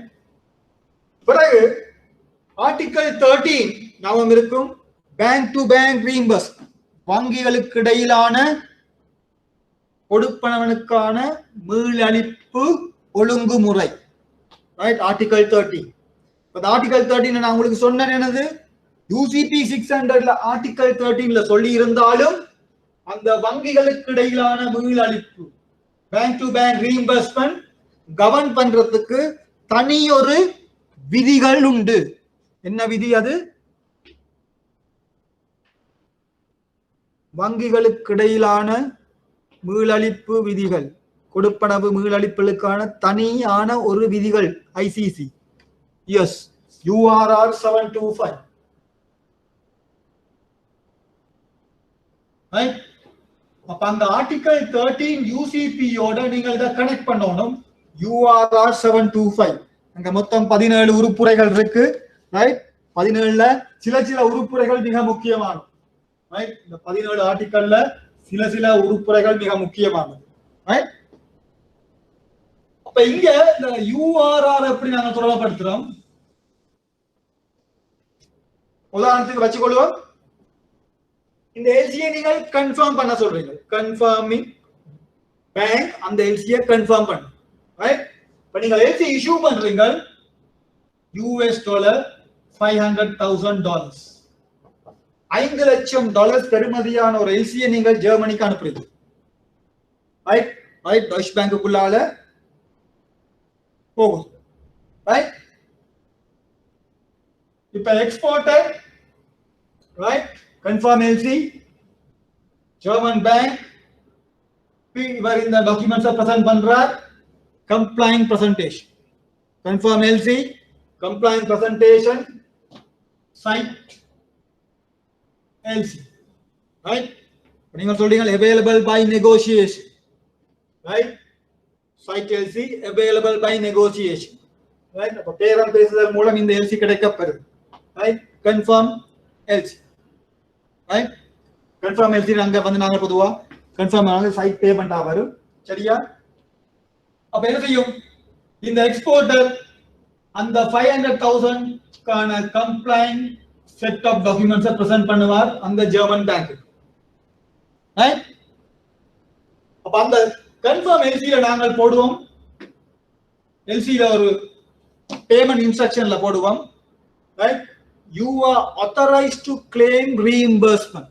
அந்த எல்சில நாங்கள் போடுவோம், you are authorized to claim reimbursement giving number of days notice from the reimbursing bank. Right? அந்த எல்சில ஒரு ஃபீல்ட் இருக்கும், ஃபீல்ட் 53 இந்த reimbursing bank. இந்த நாணய கடித தொகையை மீளளிக்கும் வங்கி. ரைட்?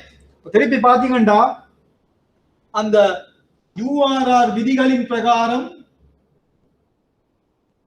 ரைட், அந்த வங்கிகளுக்கு இடையிலான மீளளிப்பு ஒழுங்குமுறையில பங்கு கொள்ளும் வங்கிகள் ஒன்று இஷ்யூயிங் பேங்க், மற்றது கிளேமிங் பேங்க், மற்றது ரீஇம்பர்சிங் பேங்க்.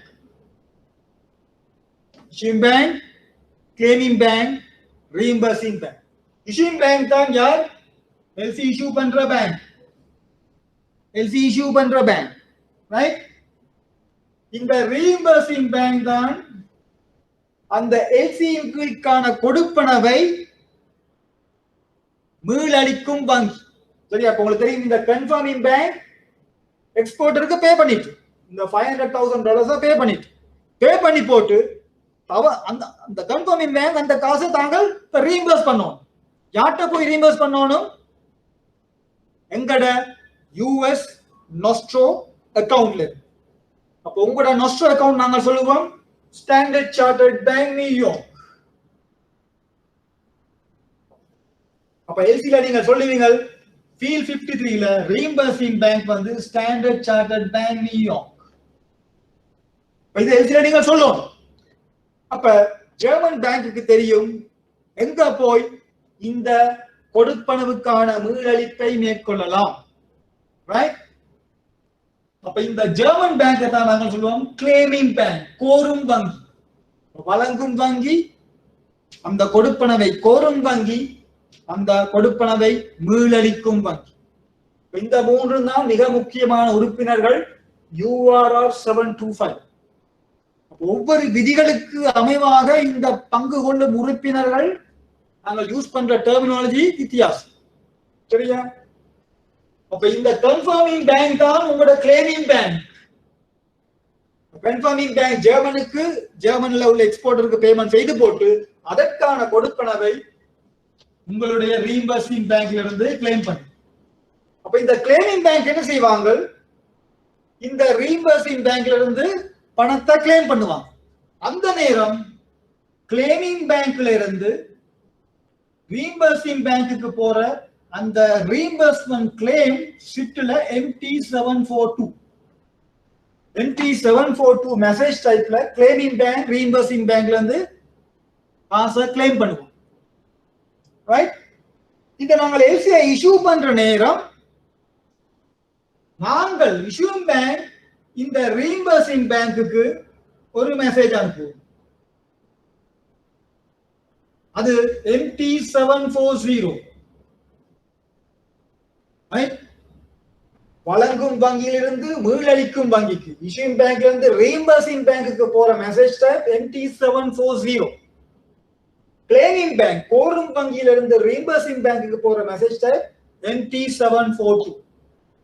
அப்ப இந்த பணத்துக்கான இதை நாங்க சொல்லுவோம் MT740 மீளளிப்பு அதிகாரம், ரீஇம்பர்ஸ்மென்ட் authorization, URR ஆர்டிகல் நீங்க பாத்தீங்கன்னா நாங்க பார்த்தோம் reimbursement authorization.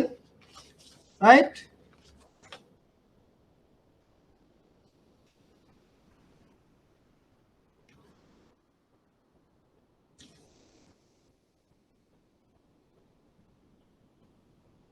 Article 6, right? Reimbursement authorization. Right?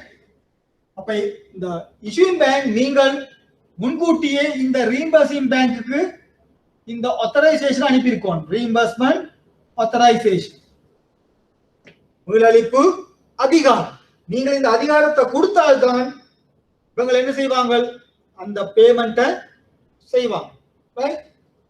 இந்த MT740 நாங்க சொல்ல என்னது? கோரல் ரீஇம்பர்ஸ்மென்ட் கிளைம். ரைட்? மீளளிப்புக்கான கோரல். அப்ப கிளைமிங் பேங்க் ரீஇம்பர்சிங் பேங்க்ல இருந்து அந்த மீளளிப்புக்கான கோரலை மேற்கொள்ளும். அப்ப மீளளிக்கும் வங்கிட்ட உங்களுடைய மீளளிப்பு அதிகாரம் இருப்பதால் அந்த அதிகாரத்தின் கீழ் இந்த கோரலை காண கொடுப்பனவை மேற்கொள். இதுதான் மேல இந்த URR 725 அந்த 17 உறுப்புரைகளும் சொல்லுது. அதாவது இஷ்யூங் பேங்க் கடமைப்பாடுகள் என்ன, இந்த கோரல் வங்கியின் கடமைப்பாடு என்ன, இந்த மீளளிப்பு வங்கியின் கடமைப்பாடுகள் என்ன. ரைட்? அடுத்தது இந்த ரீஇம்பர்ஸ்மென்ட் ஆத்தரைசேஷன் என்ன, ரீஇம்பர்ஸ்மென்ட் கிளைம் என்ன, இந்த ரீஇம்பர்ஸ்மென்ட் ஆத்தரைசேஷன்ல உள்ளடக்கப்பட வேண்டிய விடயங்கள். சரியா? நான் சொன்ன அந்த விடயங்கள் மிக முக்கியமானது. சில இதுகள் உங்களுடைய MCQ ஃபர்ஸ்ட் கேள்விக்கு தேவை. ஆர்டிகல் ரைட், ஆர்டிகல் 6ல நாங்கள் பார்த்தோம் credit number, right, LC number, LC amount, currency, right, charges, அதுகள் தான் மிக முக்கியமான விடயம். ஆனால் எக்ஸ்பயரி அங்க உள்ளடக்கப்பட தேவையற்ற ஒரு விடயம். அதான் உங்களை அடிக்கடி MCQல வந்த கேள்வி. URR 725 ஆர்டிகல், அந்த ஆர்டிகலின் பிரகாரம் உள்ளடக்கப்பட தேவையற்ற விடயம் எல்சி எக்ஸ்பைரி டேட். இந்த ரீஇம்பர்ஸ்மென்ட் ஆத்தரைசேஷன்ல நீங்கள் எக்ஸ்பைரி டேட்டை சொல்ல தேவை இல்லை. நீங்க முக்கியமா சொல்ல வேண்டியது எல்சி நம்பர். ஒவ்வொரு எல்சிக்கும் ஒரு நம்பர் இருக்கும். அப்ப நீங்க அதை சொல்லணும், இதுதான் எல்சி நம்பர், இதுதான் நாங்கள் எல்சி அமௌண்ட் சொல்லுவீங்க, எல்சி $500,000. ரைட்? ஒவ்வொரு பேங்குக்கும் தங்களுடைய சேவைகளை மேற்கொள்ளும் பொழுது அதற்கான கட்டணங்களை அறவிடும். அதை நாங்கள் சொல்லுவோம் ரீஇம்பர்ஸ்மென்ட் சார்ஜஸ். ரைட்? இந்த மீளளிப்பும் வங்கி இந்த கோரும் வங்கி கொடுப்பனவை கோரும் பொழுது அதற்கான கொடுப்பனவை செலுத்தும் பொழுது அதற்கான கட்டணத்தை யாராவது ஒரு தரப்பிடம் இருந்து பெற்றுக்கொள்ளவும். சரியா? அதாவது ரீஇம்பர்சிங் பேங்க் சார்ஜஸ் ஒன்று இந்த இஷ்யூயிங் பேங்க்ல இருந்து பெற்றுக்கொள்ளணும் அல்லது இந்த கிளைமிங் பேங்க்ல இருந்து பெற்றுக்கொள்ளும். அது உங்களோட ரீஇம்பர்ஸ்மென்ட் ஆத்தரைசேஷன்ல நீங்க சொல்லணும்.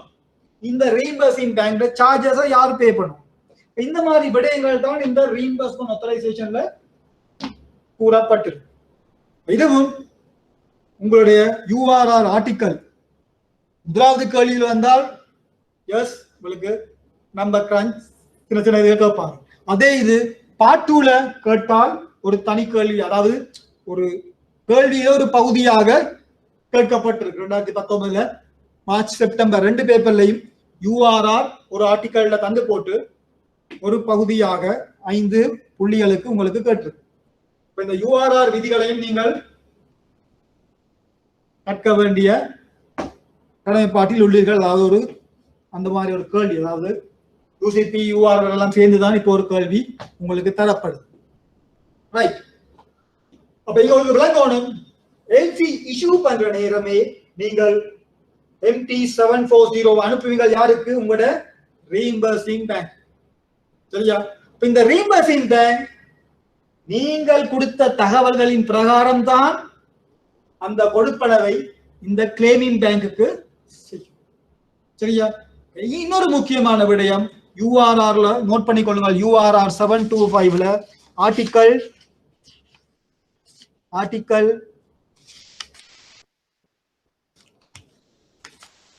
11 அதை நோட் பண்ணிக்கொள்ளுங்க. யூஆர்ஆர் 725 ஆர்டிக்கல் 11, அதாவது இந்த ரீஇம்பர்ஸ்மென்ட் கிளைம் ஒரு கிளைமிங் பேங்க்ல இருந்து ரீஇம்பர்சிங் பேங்குக்கு ஒரு கிளைம் வந்தால் இந்த ரீஇம்பர்சிங் பேங்குக்கு எத்தனை நாட்கள் தேவை அந்த கிளைமை ஆனர் பண்றது. சரியா? அங்க சொல்லுது இந்த article 11 maximum 3 banking days. Maximum 3 banking days. Right? ஞாபகம் வச்சுக்கொள்ளுங்கள். ஆகக்கூடியது 3 வங்கி அலுவலக தினங்கள். எப்ப அந்த யூசிபில நாங்கள் டாக்குமெண்ட்ஸ் பிரசன்ட் பண்ற மாதிரி கிளைம் வந்து அடுத்த நாள். இன்றைக்கு கிளைம் இவங்களுக்கு இன்றைக்கு கிளைம் வந்தால் இன்றைக்கு இல்லாம அடுத்து வரும் 3 வங்கி அலுவலக தினங்கள். அப்ப மேக்ஸிமம் 3 பேங்கிங் டேஸுக்குள்ள இந்த ரீஇம்பர்சிங் பேங்க் இந்த கிளைமிங் பேங்குக்கு கொடுப்பனவை மேற்கொள்ள வேண்டும். சரியா? இந்த மாதிரி சின்ன சின்ன விடயங்கள் தான் உங்களுக்கு MCQ தெரியும். சரியா? அப்ப யூஆர்ஆர் 725ல இது ஞாபகத்துல வச்சுக்கொள்ளுங்கள். ஆர்டிக்கல் 11 ஒரு ரீஇம்பர்ஸ்மென்ட் கிளைமை ப்ரோசஸ் பண்றதுக்கு ஒரு ரீஇம்பர்சிங் பேங்குக்கு தேவையான நாட்கள், அதாவது ஒரு ரீஇம்பர்ஸ்மென்ட் கிளைம் கிடைக்க பெற்று தொடர்ந்து வரும் 3 வங்கி அலுவலர்கள். என்ன கோசல்? ஓகே ஐவலி லங்கிச்சா ரைட் சஞ்சுகா ரைட். இங்க இந்த 3 வங்கி அலுவலக தினங்களை ஞாபகம் வச்சுக்கொள்ளுங்கள். எப்ப யூஆர்ஆர் 725ல ஒரு ரீஇம்பர்ஸ்மென்ட் கிளைம் கிடைக்க பெற்றதும் ரீஇம்பர்ஸ்மென்ட் பேங்குக்கு அந்த கிளைம் ஆனர் பண்றதுக்கு இருக்கக்கூடிய ஆகக்கூடிய நாட்கள் என்று கேட்டார். சரியா? கேள்விய வடியா வாசிச்சு அதுக்கேற்ற மாதிரி நீங்கள் விடைய செய்யணும். திருப்பி அதே ஆர்டிக்கல்ல சொல்லுது, இந்த மாதிரி ஒரு ரீஇம்பர்ஸ்மென்ட் கிளைம் அனுப்புற நேரம் 10 நாளைக்கு முதலே ஒரு கிளைம் வந்தால், சரியா? பொதுவாக இந்த ரீஇம்பர்ஸ்மென்ட் கிளைம் வந்து நாங்கள் போடுறது பேமெண்ட் கிட்ட வரணும். சரியா? உதாரணத்துக்கு சொல்லுவோம், ஒரு எக்ஸெப்டன்ஸ் இதுல மெச்சூரிட்டி வந்து 10th of October, right? 10th of October. இது கன்ஃபார்ம் யூசன்ஸ் எல்சி வைப்போம். அப்ப கன்ஃபார்மிங் பேங்க் அந்த எல்சியை கன்ஃபார்ம் பண்ணது, இது ஒரு எக்ஸெப்டன்ஸ் எல்சி. உங்களுக்கு தெரியும் எக்ஸெப்டன்ஸ்ல பேமெண்ட் வந்து ஒரு பீரியட் ஒரு ஃபியூச்சர் டேட். அப்ப இந்த எல்சில சொல்லுவோம் டியூ டேட் வந்து 10th of October வருது. அப்ப due date 10th of October. அப்ப 10th of Octoberல தான் இந்த ரீஇம்பர்சிங் பேங்க் உரிய பேமெண்ட் இந்த கிளைமிங் பேங்க்கு செய்யணும். அப்ப கிளைமிங் பேங்க் என்ன செய்யணும், அந்த 10th of October maturity date என்றால் அதற்கு முன்பே அந்த கிளைமை அனுப்பணும் ரீஇம்பர்சிங் பேங்க். சரியா? பொதுவா பிராக்டிகலி நாங்கள் செய்யறது 10ஆம் தேதி என்றால் ஒரு 3 நாள் 4 நாளைக்கு முதல் நாங்கள் அந்த கிளைமை அனுப்புவோம். அப்பதான் அவங்களுக்கு அந்த 3 நாள் தேவை அந்த கிளைமை ப்ரோசஸ் பண்றது. அப்ப சரியா டியூ டேட்ல வர மாதிரி அந்த பேமெண்ட்டை செய்வாங்க. ஆனா அதே ஆர்டிகல் சொல்லுது திருப்பி 10ஆம் தேதி அக்டோபர்ல டியூ ஆகிற பில்லுக்கு நீங்கள் செப்டம்பர் 25ஆம் தேதி அனுப்பினால் ரைட், அது என்னது 10 நாளைக்கு மேலதிகமான நாட்கள். சரியா? அப்போ ஒரு 10 days 10 நாளைக்கு மேலதிகமாக முன்கூட்டியே நீங்கள் ஒரு ரீஇம்பர்ஸ்மெண்ட் கிளைம் அனுப்பினால் அதை ப்ரோசஸ் பண்ண வேண்டிய கடமைப்பாடு அந்த ரீஇம்பர்சிங் பேங்க்குக்கு இல்லை. சரியா? அதையும் சும்மா ஒருக்கா நோட் பண்ணி வச்சுக்கொள்ளுங்கள். ரைட், 10 நாளைக்கு முன்கூட்டியே நீங்கள் அந்த கிளைம் அனுப்பினால் அதை ரீஇம்பர்சிங் பேங்க் டிஸ்ரிகார்ட் பண்ணலாம். ரைட், இப்போ நீங்கள் பொதுவா அந்த டேட்டுக்கு கிட்ட வர மாதிரி கிளைம் அனுப்பும். சரியா? ஆனால் ரீஇம்பர்சிங் பேங்குக்கு கிளைம் வந்து மேக்சிமம் 3 நாள் எடுத்துக்கொள்ளலாம் அந்த ரீஇம்பர்ஸ்மெண்ட் கிளைமை ப்ரோசஸ் பண்ணுறது. அப்போ இந்த முழு URR 725லையும் இந்த 2 தான் உங்களுக்கு இந்த number crunch 3 days and 10 days. அந்த கேள்வியை பொறுத்து நீங்கள் அதுக்கு ஆன்சர் பண்ண தெரியும். ரைட், கூட உங்களுக்கு கேட்கக்கூடிய வாய்ப்பு அந்த ரீஇம்பர்ஸ்மெண்ட் கிளைமை ப்ரோசஸ் பண்றதுக்கு தேவையான நாட்கள் மேக்ஸிமம் 3 பேங்கிங் டேஸ். சரியா? அப்ப இங்கேயும் சில பிரச்சனைகள் வரும். இப்ப நாங்கள் இந்த இஷ்யூயிங் பேங்க் இந்த எல்சிக்குள்ள நாங்கள் 740 அனுப்பிட்டோம். எல்சி ஓபன் பண்றோம், 740 அனுப்பிட்டோம். பொதுவாக எல்சி ஓபன் பண்ற நேரம் இந்த ரீஇம்பர்ஸ்மெண்ட் ஆத்தரைசேஷனையும் அனுப்புவோம், MT 740 அனுப்புவோம். சில நேரம் உங்களோட இம்போஸ்ட் டிபார்ட்மெண்ட்ல இருக்கிறவங்க என்ன அவங்களெல்லாம் human beings, we make mistakes. அப்ப என்ன நடக்கும், சில நேரம் தவறுதலாக டாக்குமெண்ட்ஸ் வந்த உடனே திருப்பி இன்னொரு MT 740 என்ன நடக்குது, எல்சி ஓபன் பண்ண நேரம் ஒரு MT 740 போயிட்டு இப்ப டாக்குமெண்ட்ஸ் வந்த உடனே திருப்பி உங்களோட இம்போஸ்ட் டிபார்ட்மெண்ட்ல இருக்கிறவர் இன்னொரு MT 740 அனுப்புறார். இப்ப இந்த ரீஇம்பர்சிங் பேங்க் என்ன நடக்கும், 2 MT 740 ஒரே எல்சியின் கீழ் 2 மீளளிப்புக்கான அதிகாரம் வழங்கப்பட்டுள்ளது. ரைட், இது உங்களுடைய 2019 பேப்பர்ல வந்த ஒரு கேள்வி. இந்த URR 725 ரைட், அந்த கேள்வியை நான் வாசிக்கிறேன்.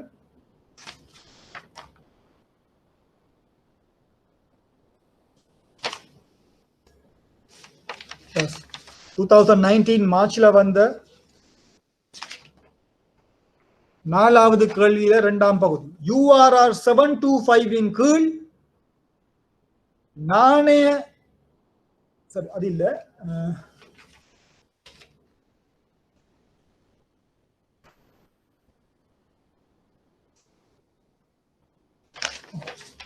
2019 செப்டம்பர்ல வந்த 3வது கேள்வியில 2வது மீள் கொடுத்தல் அதிகாரம் அளித்தல்களை மறுபடியும் மேற்கொள்ளல், டூப்ளிகேஷன் ஆஃப் ரீஇம்பர்ஸ்மென்ட் ஆத்தரைசேஷன்.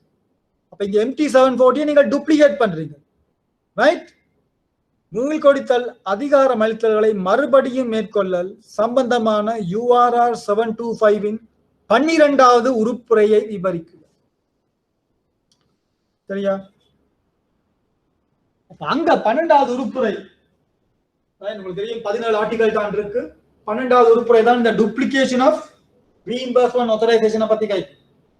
அங்க சொல்லுது, இஷ்யூயிங் பேங்க் நீங்கள் இந்த MT 740 அதாவது ரீஇம்பர்ஸ்மென்ட் ஆத்தரைசேஷனை டூப்ளிகேட் பண்ணினால் அதற்கு இந்த ரீஇம்பர்சிங் பேங்க் பொறுப்பு கூற தேவையில்லை. சரியா?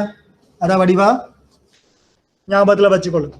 ரைட், ரீஇம்பர்சிங் பேங்க் பொறுப்பு கூற தேவை இல்லை. அப்ப அந்த பொறுப்பை யார் எடுத்துக்கொள்ளணும், இஷ்யூயிங் பேங்க். இஷ்யூயிங் பேங்க் பிழை. அப்ப என்ன நடக்கும், 500,000 ரெண்டு பேமெண்ட். அப்ப இந்த கிளைமிங் பேங்க் ரைட் இவ்வளோ நேரம் அவங்களும் போய் செய்வாங்க, ரெண்டு முறை கிளைம் பண்ணுவாங்க. சரியா? அப்ப ரெண்டு முறை கிளைம் பண்ணி உங்களுக்கு பேமெண்ட் இப்ப ரெண்டு முறை போயிட்டு, அப்ப உங்களோட எல்சி அமௌண்ட் ஒன்லி 500,000, உங்களோட பேமெண்ட் ரெண்டு முறை போயிட்டு 500,000 ரெண்டு பணம் பண்ணியாச்சு. என்ன நடக்கும்? இஷ்யூயிங் பேங்க் தான் எப்படியாவது கிளைமிங் பேங்கோட தொடர்பு கொண்டு அந்த டூப்ளிகேட் பேமெண்ட்டை ரீகால் பண்ணும். அங்க இஷ்யூயிங் பேங்க் தான் அதற்கு பொறுப்பு உறவு. சரியா?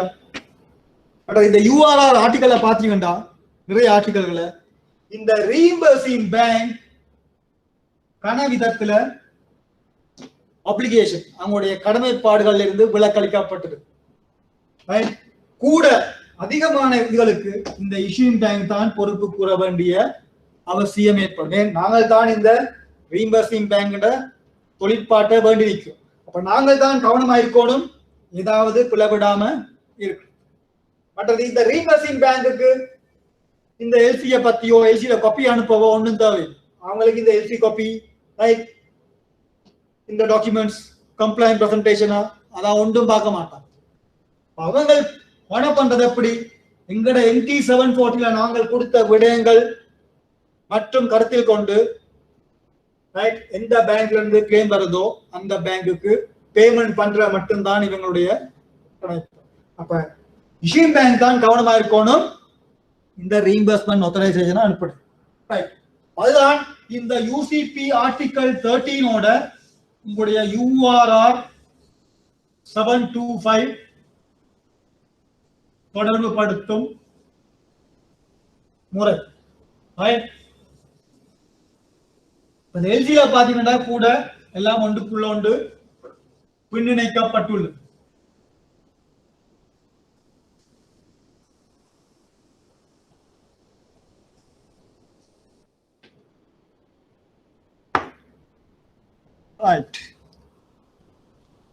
மத்த கேள்விதான் உங்களுடைய 2019 மார்ச்ல வந்த 4வது கேள்வி 2வது URR 725 கீழ் நாணய கடிதத்தின் காலவாதியாகும் திகதி மீதான மீள் கொடுத்தல் மேற்கொள்ளும் வங்கியின் கடமைப்பாட்டை கூறு.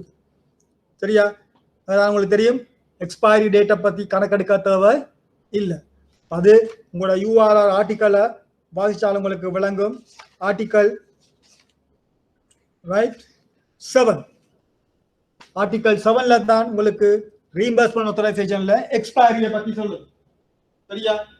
அது நாங்கள் பொதுவாக இந்த MT 740ல எக்ஸ்பைரி டேட்டா போட மாட்டோம், என்றால் காலவாதி ஆகும் திகதியை கணக்கெடுக்க வேண்டிய அவசியம் இல்லை. எப்ப உங்களுக்கு ஒரு கிளைம் கொண்டு வார நேரம் பேப்பர் ரைட். அந்த மாதிரி சில சில முக்கியமான ஆர்டிகல்ஸ் நீங்கள் URR 725 பதிவா பார்த்துக்கோங்க.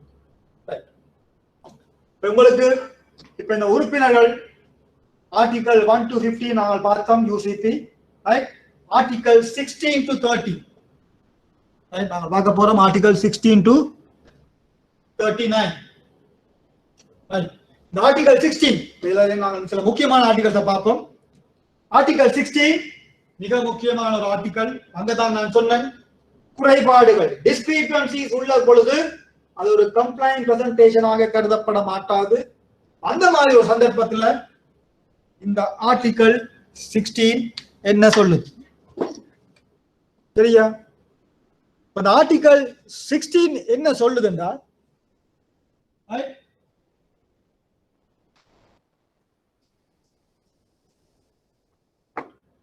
இப்ப நீங்கள் டாக்குமெண்ட்ஸ் உங்களோட கஸ்டமர் எக்ஸ்போர்ட்டர் அவருடைய பேங்க்குக்கு பிரசன்ட் பண்ணோன்னு இந்த பேங்க்ல இருக்க டாக்குமெண்ட் செக்கர்ஸ் ஆவணங்களை பரிசோதிப்பவர்கள் என்ன செய்வாங்க? அந்த டாக்குமெண்ட்ஸை எல்சியோட செக் பண்ணுவாங்க. ரைட்? உங்களுக்கு 5 days இருக்கு. செக் பண்ணி ஏதாவது பிழைகள் இருந்தா உடனே இவருக்கு சொல்லி அந்த டாக்குமெண்ட்ஸை கரெக்ட் பண்ணுவாங்க. அதான் நாங்கள் பொதுவாக பேங்க்ல செய்யற பிராக்டிக்கல் அப்ரோச். ஏதாவது பிழைகள் இருந்தால் உடனே கரெக்ட் பண்ணுவாங்க. ஆனா சில பிழைகளை நீங்கள் நிவர்த்தி செய்ய முடியாது. சரியா? உதாரணத்துக்கு ஒரு எல்சியில 10 metric ton of rice அங்க டைப்பிங் மிஸ்டேக்ல அங்க 10க்கு பதிலாக 19 மெட்ரிக் டன் டைப் பண்ணிருக்கு எல்சி இன்வாய்ஸ்ல. அதை என்ன செய்யலாம், நீங்க அந்த 19 கரெக்ட் பண்ணி 10 ஆக்கி உங்களுடைய கஸ்டமர் கரெக்ஷன் ஷாப்பை போடலாம். அது ஓகே. அந்த மாதிரி டிஸ்கிரிபன்சி உடனடியாக நீங்கள் நிவர்த்தி செய்யலாம். ஆனால் ஷிப்மெண்ட் 10ஆம் தேதி அக்டோபர் ஷிப்மெண்ட் 20ஆம் தேதி அக்டோபர் ஷிப்மெண்ட் செய்தால் என்னது, அது லேட் ஷிப்மெண்ட். அதை நீங்கள் நிவர்த்தி செய்ய முடியாது. அது என்னது, ஒரு டிஸ்கிரிபன்சி. 10th அக்டோபர் தான் உங்களோட ஷிப்மெண்ட் டேட், ஆனால் உங்களோட எக்ஸ்போர்ட்டர் 20th அக்டோபர் தான் ஷிப்மெண்ட் செய்யறாங்க. இப்போ பேங்க்குக்கு தெரியும் என்ன பார்த்த உடனே எல்சியில 10th October shipment 20th October அவங்க சொல்லுவாங்க என்னது லேட் ஷிப்மெண்ட். இதை நிவர்த்தி செய்ய முடியும். அப்ப என்ன நடக்கும், டிஸ்கிரிபன்சியோட இப்ப டாக்குமெண்ட்ஸ் அனுப்புவாங்க. இதுல ஒரு டிஸ்கிரிபன்சி லேட் ஷிப்மெண்ட் மட்டும் தான் இருக்கு. அப்ப அந்த டிஸ்கிரிபன்சியோட இப்ப டாக்குமெண்ட்ஸ் ரைட் கன்ஃபர்மிங் பேங்க்குக்கு வருது, கன்ஃபர்மிங் பேங்க்ல இருந்து இஷ்யூயிங் பேங்க்குக்கு வருது. இப்ப டிஸ்கிரிபன்சி இருக்கபடியா கன்ஃபர்மிங் பேங்க் பேமெண்ட் செய்ய மாட்டாங்க. ஏன், டாக்குமெண்ட்ஸ் கம்ப்ளைங் இல்ல, இப்ப பேமெண்ட் செய்ய தேவை. அப்ப இந்த டிஸ்கிரிபன்சியோட டாக்குமெண்ட் வருது ரைட். இப்ப இஷ்யூயிங் பேங்க்குக்கு வந்த உடனே இஷ்யூயிங் பேங்க்கும் அந்த டாக்குமெண்ட்ஸை செக் பண்ணுவாங்க. அந்த எல்சி ப்ராசஸ்ல இருக்க ஒவ்வொரு பேங்க்கும் டாக்குமெண்ட்ஸை செக் பண்ணி பார்க்கணும் அது எல்சியோட கம்ப்ளைங்கா இல்லையா. இஷ்யூயிங் பேங்க்கும் இந்த டாக்குமெண்ட்ஸை செக் பண்ணும் ரைட். இப்போ சில நேரம் இந்த பேங்க் செக் பண்ணி போட்டு அவங்களோட கவரிங் ஷெட்யூல்ல சொல்லுவாங்க we are sending these documents on approval basis. அவங்களுக்கு தெரியும் இதுல ஒரு டிஸ்கிரிபன்சி இருக்கு, on approval basis. சில நேரம் லேட் ஷிப் பண்ணிட்டு அந்த டிஸ்கிரிபன்சியை போட்டிருப்பாங்க. அவங்களுக்கு ஒரே ஒரு டிஸ்கிரிபன்சி தான் புலப்பட்டிருக்கு, லேட் ஷிப். இப்போ இந்த டாக்குமெண்ட்ஸ் உங்களுக்கு வந்தோம் இஷ்யூயிங் பேங்க்குக்கு வந்தோம், நீங்களும் அந்த டாக்குமெண்ட்ஸை செக் பண்ணுங்க. இப்போ நீங்களும் பார்ப்பீங்க எஸ் எல்சி ஷிப் லேட் ஷிப். திருப்பி வேறாவது டிஸ்கிரிபன்சி இருந்தால் அப்ப நீங்கள் 1 லேட் ஷிப்மெண்ட் 2 3 நீங்கள் இப்ப நீங்க 2 டிஸ்கிரிபன்சி அடையாளம் காண்பீங்க. அதாவது ஜெர்மன் பேங்க்குக்கு புலப்படாத 2 டிஸ்கிரிபன்சியை நீங்கள் நோட் பண்றீங்க. உங்களுக்கு இப்ப 3 டிஸ்கிரிபன்சி. இது சில நேரம் இது மேஜர் டிஸ்கிரிபன்சி சொல்லுவோம். லேட் ஷிப்மெண்ட் அதெல்லாம் late shipment expiry date expiry LC ஓடுறோம் அதெல்லாம் மேஜர் டிஸ்கிரிபன்சின்னு சொல்லுவோம். சில சின்ன சின்ன டிஸ்கிரிபன்சியும் இருக்கு. அந்த மாதிரி இந்த 2 சின்ன சின்ன டிஸ்கிரிபன்சி பார்ப்போம். இந்த 3 டிஸ்கிரிபன்சியையும் இந்த இஷ்யூயிங் பேங்க் டாக்குமெண்ட்ஸை செக் பண்ணி தெரியும் இப்ப இது நங்கிய சமர்ப்பிப்பால் இதை நாங்கள் ரிஜெக்ட் பண்ணோம், இந்த ஆவணங்களை ஏற்றுக்கொள்ள முடியாது. அந்த ரிஜெக்ட் பண்றதுக்கு தான் நாங்கள் இந்த ஆர்டிகல் 16 கோட் பண்ணுவோம். நாங்க சொல்லுவோம் ரிஜெக்ஷன் நோட்டீஸ். யூசிபி உறுப்புரை 16க்கு அமைவாக நாங்கள் இந்த ஆவணங்களை நிராகரிக்கிறோம் என்று போட்டு நீங்கள் அந்த நோட்டீஸை கொடுக்கணும். யாருக்கு, எந்த வங்கியிடமிருந்து நீங்கள் ஆவணங்களை பெற்றுக்கொண்டீர்களோ அந்த வங்கிக்கு நீங்கள் அந்த அறிவித்தலை மேற்கொள்வீர்கள்.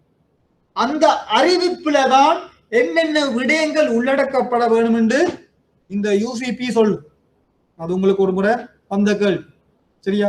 அங்க நீங்க என்னது உங்களுக்கு அந்த ஆர்டிக்கல்ல என்னென்ன சொல்லிட்டு தெரிஞ்சால்தான் நீங்கள் ஆன்சர் எழுதலாம்.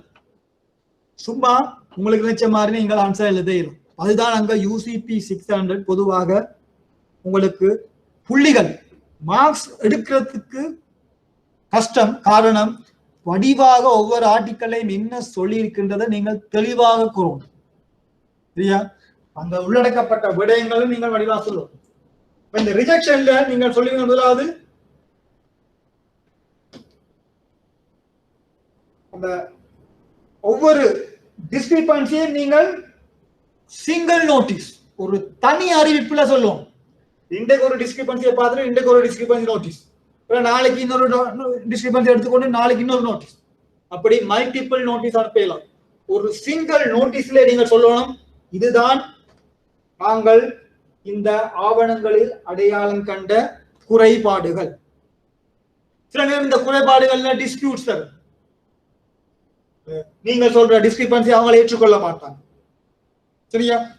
அவங்க கம்ப்ளைண்ட் பிரசன்டேஷன் இந்த டாக்குமெண்ட்ஸ் இணங்கிய சமர்ப்பிப்பு இவங்களுக்கு பே பண்ணி போட்டு டாக்குமெண்ட்ஸ் உங்களுக்கு அனுப்புவாங்க. நீங்க டாக்குமெண்ட்ஸ் ரிஜெக்ட் பண்ணி போட்டு இது இணங்கிய சமர்ப்பிப்பு அல்ல, இதுல ஒரு குறைபாடு உண்டு. அங்கதான் இந்த டிஸ்பியூட்ஸ் பார். அந்த மாதிரி டிஸ்பியூட்ஸ்ல நேரம் இன்டர்நேஷனல் லெவலுக்கு ஐசிசிக்கு போற லெவலுக்கு ஆன கேசஸ் இருக்கு. அதெல்லாம் உங்களுக்கு தேவையில்லை, உங்களுக்கு பேசிக் நாலேஜ் இருந்தால் போதும்.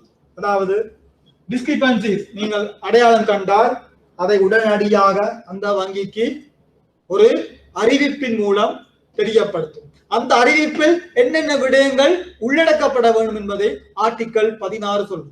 அதே நேரம் ஆர்டிகல் 16 சொல்லுது நீங்கள் இந்த டிஸ்கிரிபன்சிக்கு ஒரு விலக்களிப்பு, அதாவது வேவர். இந்த டிஸ்கிரிபன்சிஸ உங்களோட கஸ்டமர் இறக்குமதியாளர் ஏற்றுக்கொள்ள விரும்பினால் நீங்கள் அந்த ஆவணங்களை விடுவிக்கலாம். இலங்கையை பொறுத்தவரையில பாத்தீங்கன்னா என்னது, நாங்கள் இம்போர்ட் டாமினன்ட் கண்ட்ரி, எந்த பொருளையும் இறக்குமதி செய்வதற்கு தயாராக உள்ள ஒரு நாடு. அதே நேரம் எந்த பொருள் எந்த நேரத்தில் இறக்குமதி செய்வதற்காக நாங்கள் இறக்குமதியாளர்கள் காத்து கொண்டிருப்பாங்க. அவங்களுக்கு கூட இந்த டிஸ்கிரிபன்சி எல்லாம் பெருசா கணக்கெடுக்க மாட்டாங்க. ரைட், டிஸ்கிரிபன்சி இருந்தா ஓகே, நாங்கள் அதை அக்செப்ட் பண்றோம், ஏற்றுக்கொள்றோம்.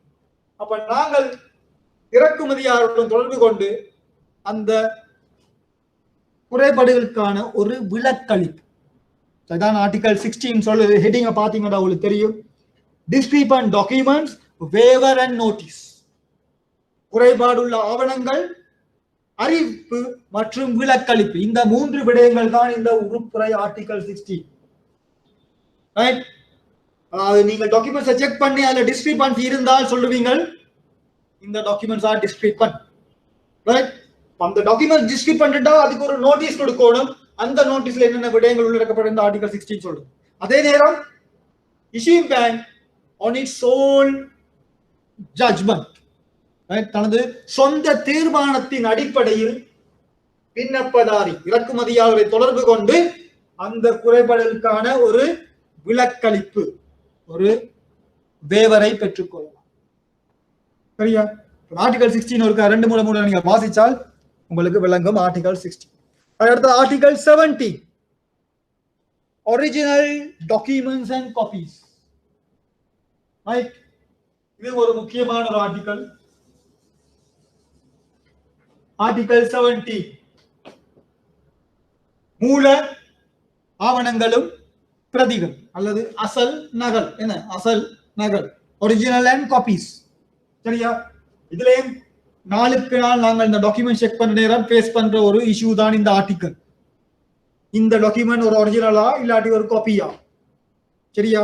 நாளுக்கு நாள் இந்த டிஸ்கிரிபன்சிஸோட தொடர்பு பட்ட ஒரு ஆர்டிகல். சரியா? ஒரு டாக்குமெண்ட் ஒரிஜினலா காப்பியா, அதான் இந்த ஆர்டிகல் வடிவா உங்களுக்கு சொல்லுது. ஆர்டிகல் 17 பாத்தீங்கன்னா ஆர்டிகல் 17 சொல்லுது, at least one original of each document shipped in the credit must be present. சரியா? அதாவது குறைந்தது ஒரு ஒரிஜினல். நாங்கள் டாக்குமெண்ட்ஸ் கால் பண்ண நேரம் ரைட் எல்சில ஃபீல்ட் 56ல தான் நாங்க சொல்றோம் டாக்குமெண்ட்ஸ் ரிக்வயர்ட். இந்த ஃபீல்ட் 56ல நாங்க ஒரு 5-6 டாக்குமெண்ட் கால் பண்ணோம். இன்வாய்ஸ், தெலான் பேங்க் அப்ளிகேஷன் நாம இருக்கும், invoice, BL, packing list, right, insurance policy, அந்த மாதிரி டாக்குமெண்ட்ஸ் கால் பண்ணும். ரைட், இங்க நாங்க சொல்லுவோம் பிஎல் 3 originals. 3 originals. அந்த 3 originalsல ஒரிஜினல் ஒன்றுமே இல்லை, எல்லாம் காப்பி வருது. பட் இன்வாய்ஸ்ல நாங்க சொல்லுவோம் ஒரிஜினல்ஸ் அண்ட் காப்பீஸ். ரைட், அங்க ஒரிஜினல் இல்லை, எல்லாமே காப்பீஸ். அப்படி இருக்க முடியாது, கட்டாயம் உண்டு ஒரு ஒரிஜினல் இருக்கும். எக்ஸெப்ஷன் பிஎல் நாங்க பார்ப்போம். பிஎல் பிறகு அது இஷ்யூ பண்ணா அத்தனை ஒரிஜினலும் வரும். ரைட், இங்க மத்த ஆவணங்கள்ல குறைந்தது ஒரு மூல ஆவணம் பெறப்பட வேண்டும். ரைட், அதான் ஆர்டிகல் 17 முதலாவது சொல்லுது. இரண்டாவது, எப்படி அது ஒரிஜினல் கண்டுபிடிக்கும்? ஒன்று இன்வாய்ஸ்ல எப்படி அது ஒரிஜினலா இல்லாட்டி காப்பியா? சரியா?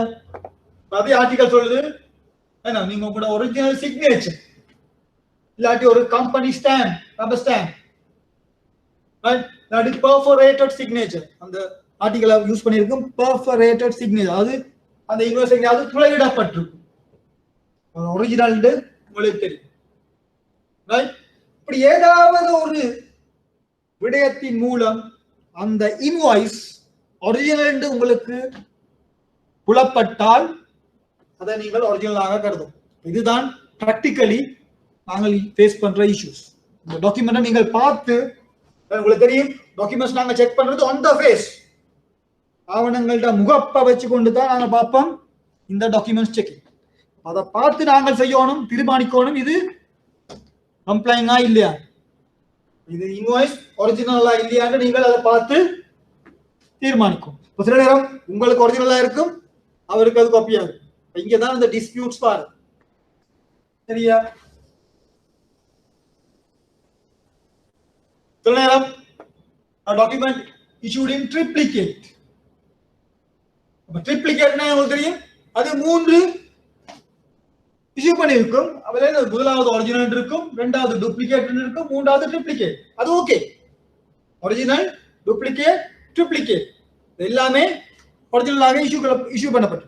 சில நேரம் நீங்கள் இஷ்யூ காப்பிகள் 3 ஒரிஜினல்ஸ் அண்ட் 3 காப்பீஸ், எல்லாமே ஒரிஜினல் இஷ்யூ பண்ணிருக்கு, காப்பீஸ் இல்ல, அதுவும் பிரச்சனை இல்லை, ரைட்? நீங்க காப்பீஸ் கட்டாலும் எல்லாமே ஒரிஜினல் இஷ்யூ பண்ணிருக்கு. அந்த ஆர்டிகல் மேலதிகமாக உங்களுக்கு அதுதான் சொல்லுது, ஆர்டிகல் 70.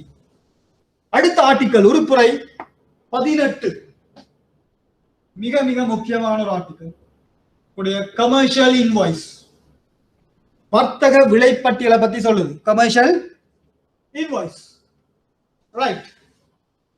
இந்த உதாரணத்தின் பிரகாரம் நீங்கள் இந்த எல்சில கவுண்ட் பண்றீங்க கமர்ஷியல் இன்வாய்ஸ், ரைட்? அப்ப யார் இஷ்யூ பண்றது? உங்களுடைய ஜெர்மன் எக்ஸ்போர்ட்டர், சொல்லுவோம் ஏபிசி கம்பெனி ஜெர்மன். யாரோட பேர்ல? உங்களுடைய இம்போர்ட்டோட பேர்ல XYZ company Sri Lanka. LC amount எவ்வளவு? 500,000, ரைட்? Okay, USD 500,000. இதுல டிஸ்கிரிப்ஷன், ரைட்? நீங்க ஜெர்மனில இருந்து ஒரு மெஷினரி இம்போர்ட் பண்றது, ஒரு மெஷினரி ஒன்று இம்போர்ட் பண்றது, அங்க ஒரு எல்சில டிஸ்கிரிப்ஷன், ஒரு அந்த பொருளுக்கான ஒரு விவரணம் கொடுத்திருப்பீங்க. இங்க இன்வாய்ஸ்லயும் அந்த மெஷினரியை பத்தி அந்த டிஸ்கிரிப்ஷன் இருக்கு. இங்கதான் அந்த எக்ஸ்போர்ட்டர் சைன் பண்ணி இருப்பார், ரைட்? அப்புறம் உங்களுக்கு தெரியும் எல்சில இன்கோடம், ரைட்? நாங்க பார்த்தோம் 2010 and 2020. அப்ப இப்ப 2020ல இஷ்யூ பண்ற எல்சி எல்லாம் நாங்க இன்கோடம் 2020 ன்னு போடும். அப்ப அந்த இன்கோடமும் உங்களோட இன்வாய்ஸ்ல இருக்கும், ரைட்? அப்ப நாங்க எல்சில சொல்றோம் CIF இன்கோடம்ஸ் 2020. அப்ப இங்கேயும் CIF இன்கோடம்ஸ் 2020 ன்னு இருக்கும், ரைட்? இந்த விவரணங்கள் எல்லாம் இந்த எல்சில குறிப்பிட்ட விடயங்கள் இந்த இன்வாய்ஸ்ல இருக்கு. இது ஒரு மிக முக்கியமான ஒரு ஆர்டிக்கல், ரைட்? இந்த கமர்ஷியல் இன்வாய்ஸ், ரைட்? UCP 600 இன் பிரகாரம், UCP 600 இன் பிரகாரம், ரைட்? நீங்கள் பாத்தீங்கன்னா தெரியும், முதலாவது UCP ஆர்டிகல் 18 கையில இருந்தா பார்த்தா உங்களுக்கு தெரியும், right? A commercial invoice must appear to have been issued by the beneficiary, right? எப்பவும் ஏற்றுமதியாளரால் விநியோகிக்கப்பட வேண்டும். எப்பவும் ஒரு வர்த்தக விலைப்பட்டியல் நாணய கடிதத்தின் கீழ் ஏற்றுமதியாளரால் வழங்கப்பட வேண்டும். விதிவிலக்கு ஆர்டிகல் 38 நாங்கள் பிற பார்ப்போம். அந்த டிரான்ஸ்ஃபரபிள் எல்சிஸ், மாற்றத்தகு நாணய கடிதத்தில் அங்க ஒரு விதிவிலக்கு, சரியா? இப்போ ஞாபகத்தில் வச்சுக்கொள்ளுங்கள், ஆர்டிகல் 38 விதிவிலக்கு தவிர்ந்த அனைத்து விலைப்பட்டியல்களும் ஏற்றுமதியாளரால் வழங்கப்பட வேண்டும்.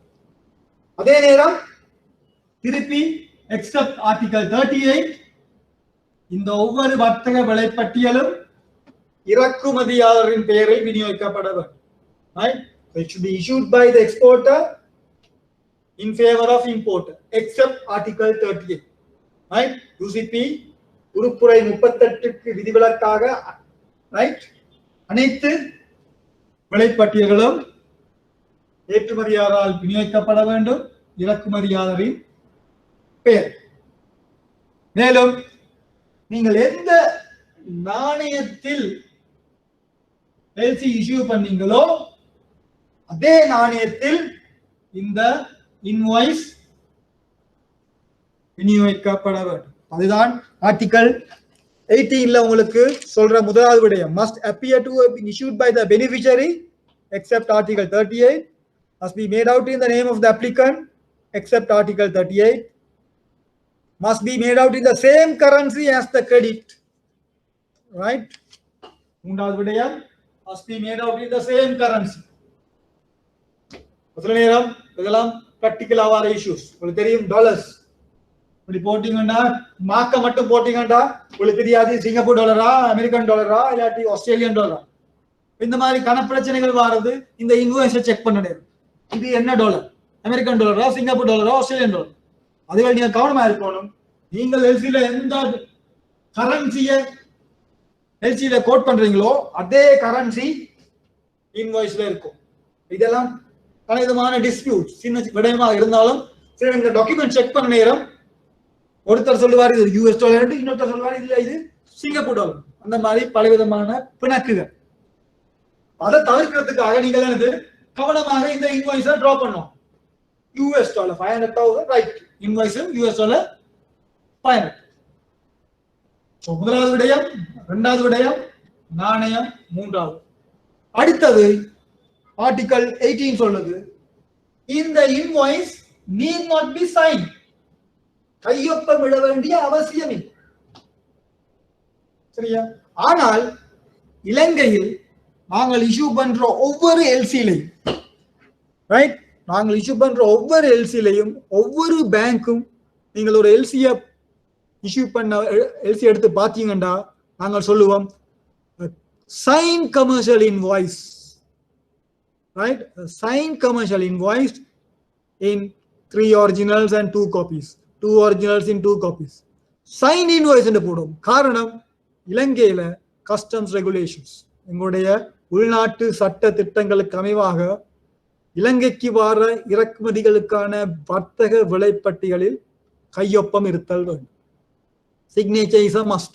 அதனால இலங்கையில நாங்கள் எல்சி இஷ்யூ பண்ற நேரம் நாங்கள் சொல்லுவோம் commercial invoice to be sign. ஆனால் யூசிபி ஆர்டிகல் 18 பிரகாரம் invoice need not be sign, sign பண்ண வேண்டிய அவசியம். இது உங்களுக்கு யூசிபி ஒரு கேள்வியில எம்சிக்யூல கேட்கிறோம். ஆர்டிகல் 18 பிரகாரம் 4 விடயங்களை தந்து போட்டு இதில் தவறான கூற்று இல்லாட்டி உண்மையான கூற்று. தவறான கூற்று போட்டு மேல சொன்ன 3 விடயங்களும் சரியா தந்து போட்டு 4வது தரலாம். யூசிபி உறுப்புரை 18க்கு அமைவாக வர்த்தக விலைப்பட்டியல் கட்டாயம் கையொப்பம் இடப்படல் வேண்டும். அது உங்களுக்கு தெரியும், அது ஒரு தவறான கூற்று. அந்த மாதிரி ஒரு எம்சிக்யூக்கு நீங்கள் ஆன்சர் பண்றதுக்கு உங்களுக்கு இந்த யூசிபி ஆர்டிகல்ஸ் ஒவ்வொன்றும் வேர்ட் பை வேர்ட் தெரியாட்டி உங்களுக்கு கஷ்டம். அதான் நான் சொன்னேன், இந்த யூசிபி 600 தான் இந்த உள்ளதிலே மிகவும் யூஆர்டிஜிஎம் இருக்கு, யூஆர்டி 758, அதான் நீங்கள் தொடாமல் இருக்கிறதே நல்ல. சரி, அதுவும் கொஞ்சம் கூட சிக்கலான விடயம். ஆனால் கூட உங்களுக்கு மற்ற ஏரியாஸை பார்த்தீங்கன்னா மற்ற இதோட கம்பேர் பண்ண உங்களுக்கு யூசிபி 600 கேள்விகள் நீங்கள் வடிவாக இந்த ஆர்டிகல்ஸ்ல கூறப்பட்ட விடயங்கள் தெரியாட்டி நீங்கள் ஆன்சர் பண்ண மாட்டீங்க. ரைட். பிறகு அதே ஆர்டிகல் 18 கமர்ஷியல் இன்வாய்ஸ்ல சொல்லுது, ரைட், சில நேரம் இந்த எல்சி அமௌண்ட் ஓவர் ட்ரோ பண்ணலாம். சரியா? நாங்கள் பிறகு பார்ப்போம். ரைட், எப்பவும் அல்ல, சில சந்தர்ப்பங்கள்ல எல்சி அமௌண்ட் ஓவர் ட்ரோ பண்ணலாம். ரைட். மற்றும் இந்த டிஸ்கிரிப்ஷன், இந்த எல்சில நீங்கள் சொன்ன அதே டிஸ்கிரிப்ஷன் இங்க இருக்கு. அதாவது நாங்க சொல்லுவோம் எல்சியில இருக்கிற டிஸ்கிரிப்ஷனோட கொரஸ்பாண்ட் பண்ணும். கமர்ஷியல் இன்வாய்ஸ் நீங்கள் எல்சில போடுற டிஸ்கிரிப்ஷனோட கொரஸ்பாண்ட். இந்த கொரஸ்பாண்ட் சொல்றது அப்படியே அடிச்சான் காப்பி அல்ல, அதாவது அதுல இருக்கிற மாதிரி அப்படியே காப்பி பண்ண தேவையில்லை, கொரஸ்பாண்ட் பண்ணும். இப்ப நீங்க இங்க சொல்றீங்க 1 unit of German origin machine, right? போட்டு சில இதுகளை போடுறீங்க, ஸ்பெசிபிகேஷனை போடுறது. அந்த இது இங்க ஒரு இடத்துல இருக்கும் ஜெர்மன் ஒரிஜின், இங்க போட்டிருக்கும் அந்த மெஷினை பத்தி போட்டு, இங்க ஏதாவது போட்டிருக்கும் ஸ்பெசிபிகேஷன் பத்தி. அதாவது இந்த இன்வாய்ஸ்ல இருக்கிற விடயங்கள் அதோட ஒத்து போகும். அதாவது இதற்கு விதிவிலக்காக இந்த விவரணம் கூறப்பட முடியாது. நீங்கள் எல்சில என்ன சொல்றீங்களோ அதே மாதிரி அந்த இன்வாய்ஸ்ல அந்த டிஸ்கிரிப்ஷன் இருக்கும். இந்த குட்ஸ் டிஸ்கிரிப்ஷன் நாங்கள் கூட செக் பண்றது இன்வாய்ஸோட தான் கூட எல்சியோட ஒத்து போகும். அதான் சொல்றது description of the goods must correspond with that appearing in the credit. ஆவண கடிதத்தோட ஒத்து போகும். ரைட். அடுத்தது ஆர்டிகல் 19 இருந்து 25 வரைக்கும் பாத்தீங்கன்னா எல்லாம் டிரான்ஸ்போர்ட் டாக்குமெண்ட்ஸ். 19 இருந்து 25 தொகுப்புல உங்களுக்கு தந்தன். 19 தொடக்கம் 25 எல்லாமே நீங்கள் எல்சில கால் பண்ற ஏதாவது ஒரு போக்குவரத்து ஆவணத்துடன் தொடர்புடைய உறுப்புரைகள். அந்த 19 20 மிக முக்கியமானதுதான் ஆர்டிகல் 20. ஆர்டிகல் 20 தான் உங்களுடைய பில் ஆஃப் லேடிங் பத்தி சொல்ற ஆர்டிகல். வார்நாமம், கப்பல் பத்திரம் அல்லது சுமைச்சீட்டு. Right? Bill of lading. Right? இந்த பில் ஆஃப் லேடிங்க பாத்தீங்கன்னா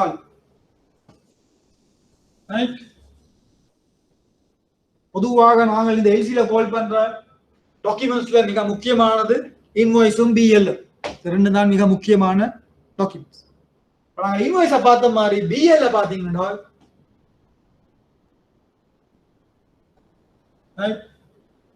ஒரு பிஎல் பாத்தீங்கன்னா இங்க மேல இருக்கும் ஷிப்பர், யார் இந்த பொருட்களை கப்பல் ஏற்றுகிறார், நான் ஏற்றுமதியா.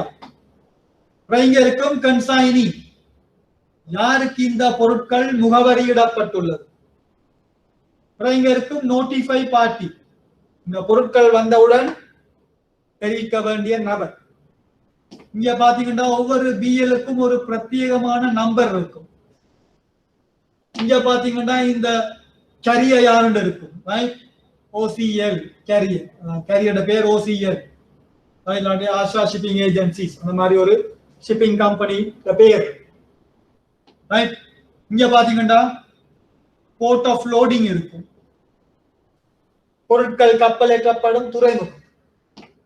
இங்க பாத்தீங்கன்னா போர்ட் ஆஃப் டிஸ்சார்ஜ், பொருட்கள் கப்பல் இறக்கப்படும் துறைமுகம்.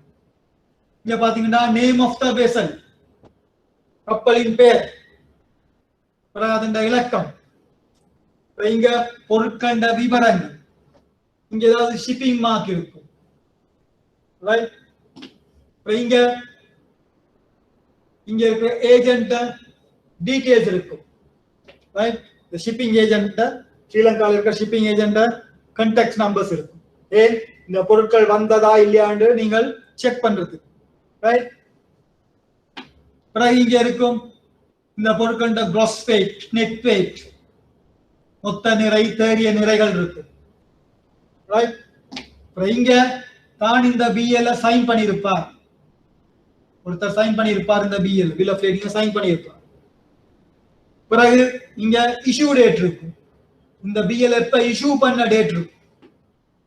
பிறகு இந்த பிஎல் எத்தனை ஒரிஜினல் இஷ்யூ பண்ணி இருக்கு, நம்பர் ஆஃப் ஒரிஜினல் இஷ்யூ. நான் சொன்ன பார்த்தா பொதுவாக 3 ஒரிஜினல்ஸ் தான் கூட இஷ்யூ பண்றது, சில வேளைகள்ல 2. அப்ப நம்பர் ஆஃப் ஒரிஜினல் இஷ்யூ 3, அதை வச்சு கொண்டுதான் உங்களுக்கு தெரியும் 3ஆ 2ஆ. பிறகு மிக முக்கியமானது இங்க இருக்கும் ஆன்போர்ட் டேட் இருக்கு, ஷிப் ஆன்போர்ட் டேட். நம்ம பார்த்தோம் ஏற்கனவே உங்களுக்கு சொன்னேன், பிஎல்ல 2 விதமான இருக்கு, ஒன்று ரிசீட் ஃபார் ஷிப்பன், மற்றது ஆன்போர்ட் பி.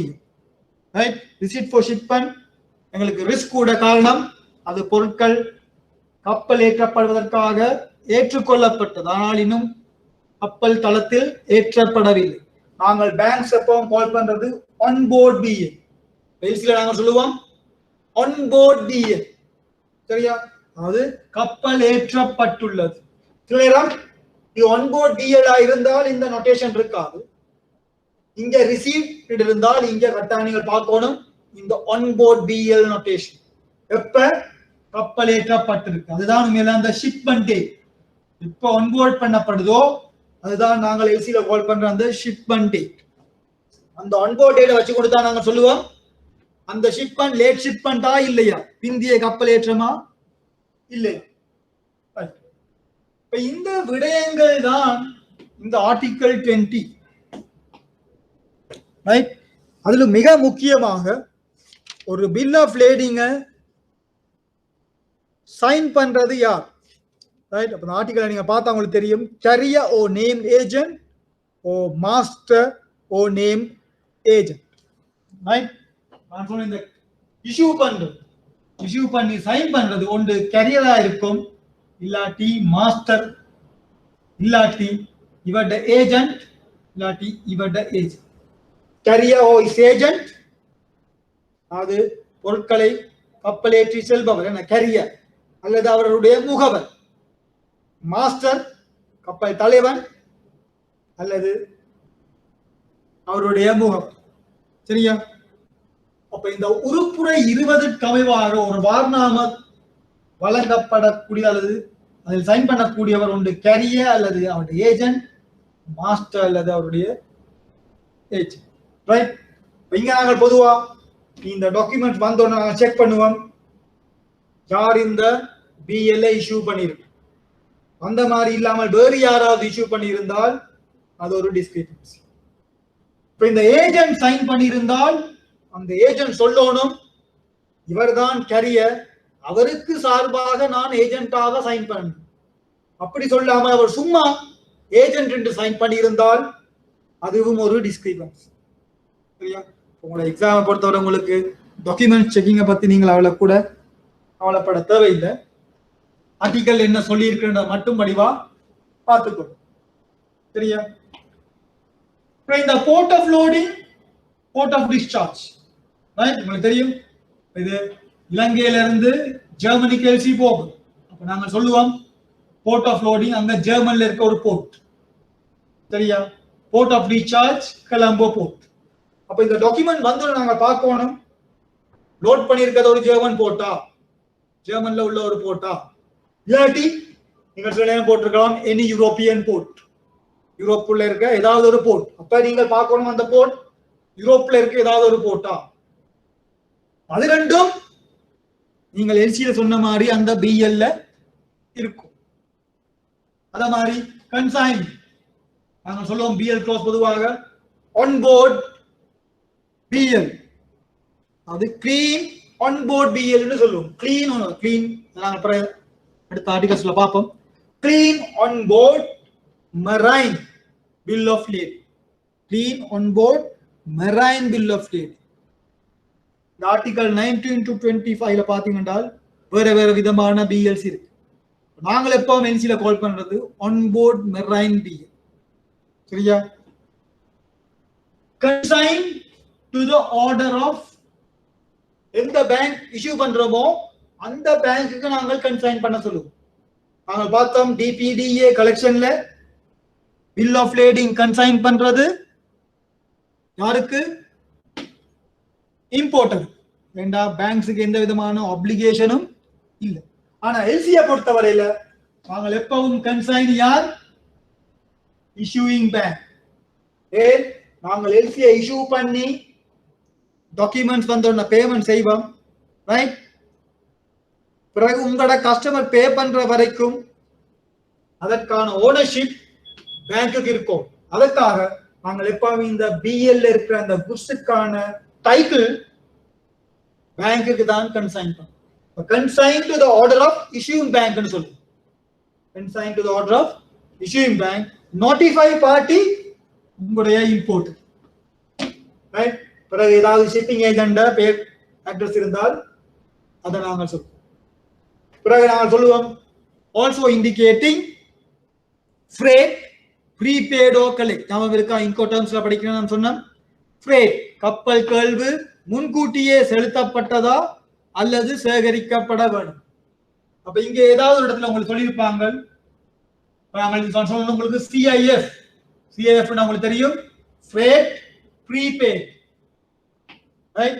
கப்பல் கழிவு முன்கூட்டியே செலுத்தப்பட்ட உங்களுக்கு தெரியும் CIF இன்கோடர்ம், BL freight prepaid. அது சரி. அது FOB ஆக இருந்தால் இங்க உங்களுக்கு BL freight collect இருக்கு. சரியா? இது எல்லாத்தையும் நாங்கள் BL செக் பண்ணுவோம். இந்த LCல நாங்கள் கால் பண்ண உடனே BL வந்த உடனே நாங்கள் இந்த LCயோட செக் பண்ணணும், எல்லாமே பொருந்துதான். சரியா?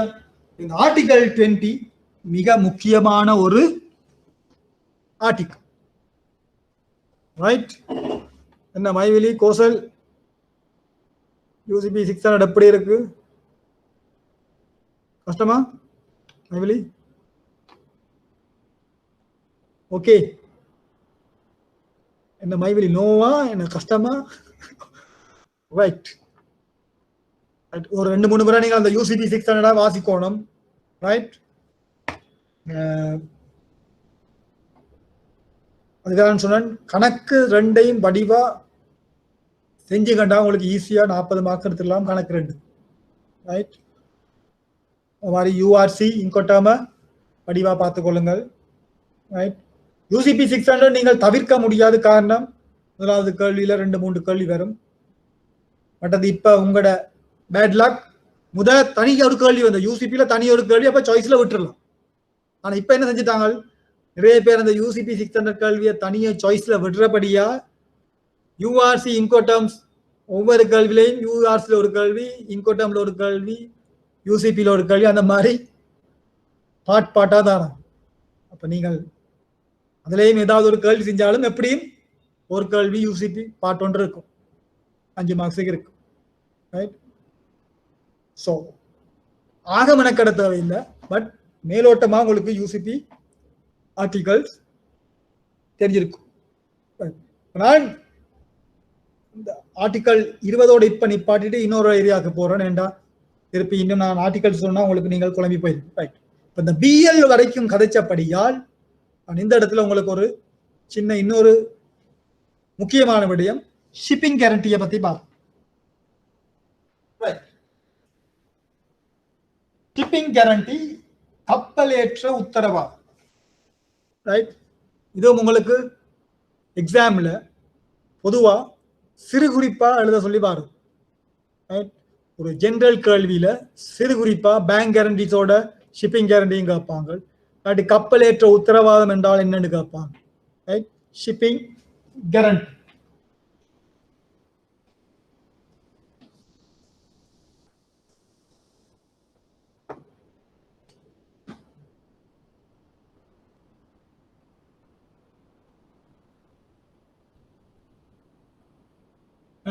Short and pharma SG shipping guarantee அல்லது கப்பலேற்ற உத்தரவாதம். இந்த எக்ஸாம்பிளை வச்சுக்கொண்டே நான் உங்களுக்கு விளங்கப்படுத்துறேன். ஷிப்பிங் கேரண்டி இது பாடமாக்க தேவையில்லை, விளங்கி வச்சுக்கொண்டுங்கண்டா நீங்கள் ஈஸியா அந்த கேள்விக்கு ஆன்சர் பண்ணலாம். இல்லாட்டி ஒரு சிறு குறிப்பு 5 மார்க்ஸுக்கு வந்தா ஈஸியா எழுது. உங்களுக்கு தெரியும், உதாரணத்துக்கு இதை LC எடுப்போம், ரைட்? LC 500,000 இஷ்யூ பண்றீங்க, ரைட்?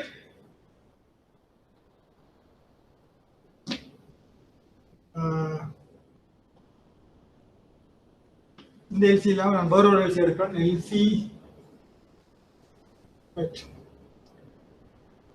மெஷினரி இல்லாமல் எடுப்போம்.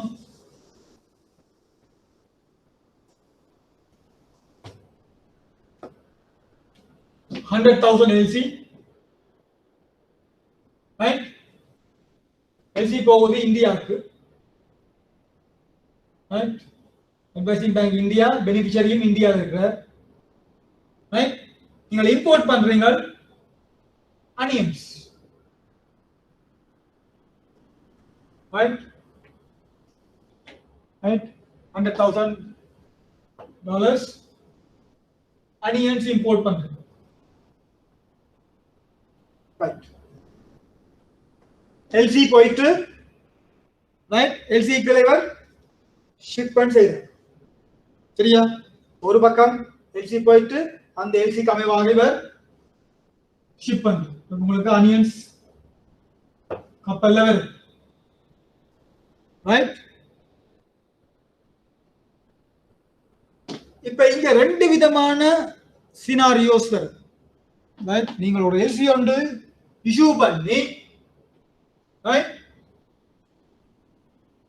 அவர் ஷிப்மென்ட் செய்து போட்டு அதற்கான டாக்குமெண்ட்ஸ் அவருடைய பேங்க்குள்ளால சப்மிட் பண்ண.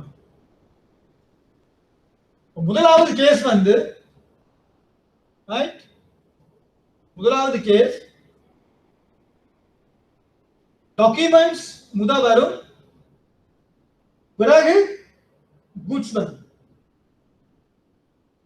இரண்டாவது கேஸ் குட்ஸ் முதல் வரும்,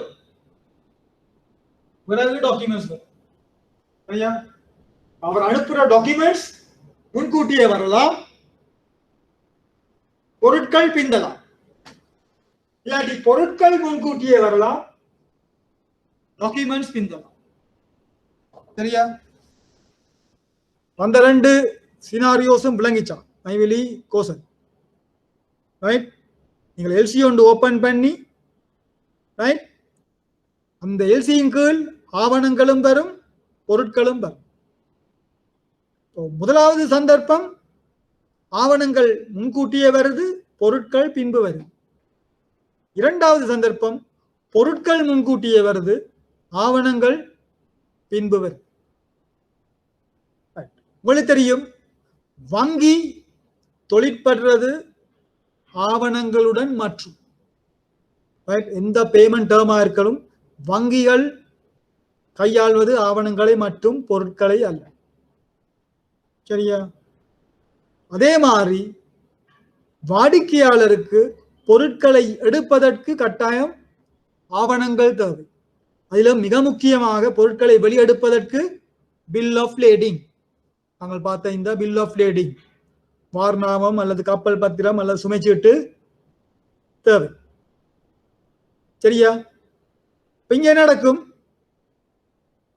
இப்ப இந்த எல்சியில நீங்கள் அனியன்ஸ் இம்போர்ட் பண்றீங்க, ரைட்? இந்தியால இருந்து இம்போர்ட் பண்றீங்க. ரைட்?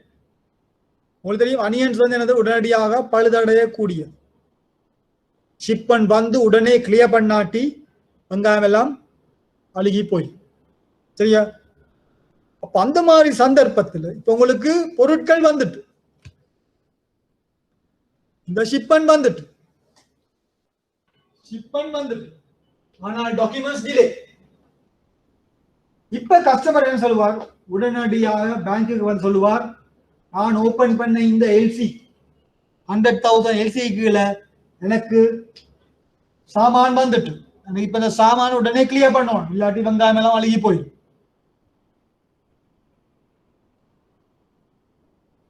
அந்த மாதிரி ஒரு சந்தர்ப்பத்தில் தான் உங்களுக்கு இந்த ஷிப்பிங் கேரண்டி தேவைப்படும், கப்பலேற்ற உத்தரவு.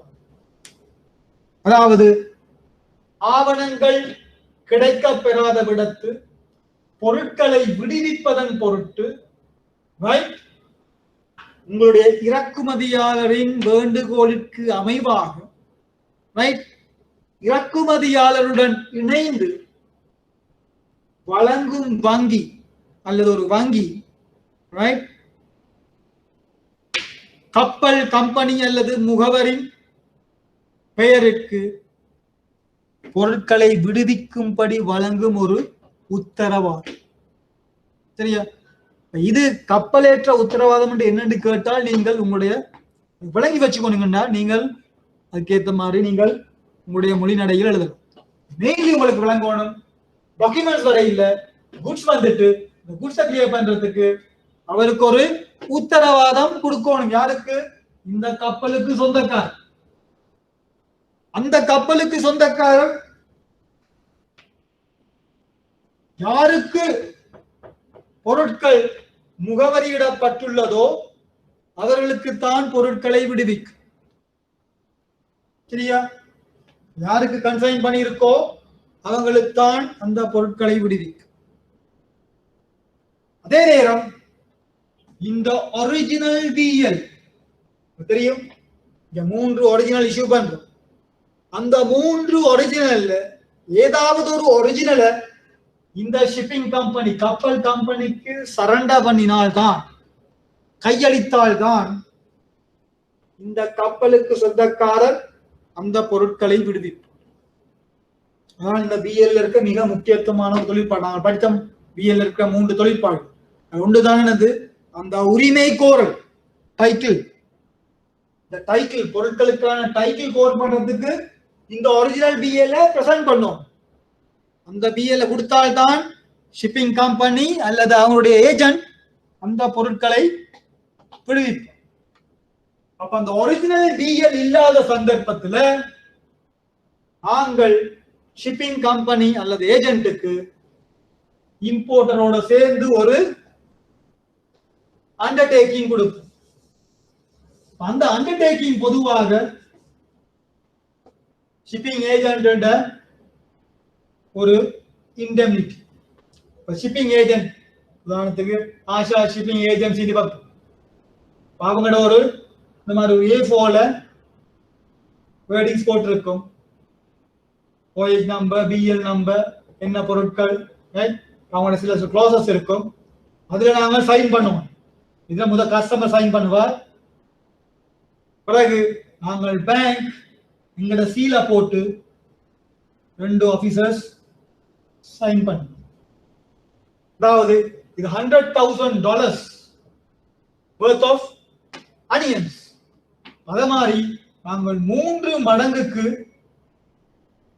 இந்த இண்டெம்னிட்டியை நாங்கள் இந்த ஷிப்பிங் ஏஜென்ட்டுக்கு கொடுப்போம்.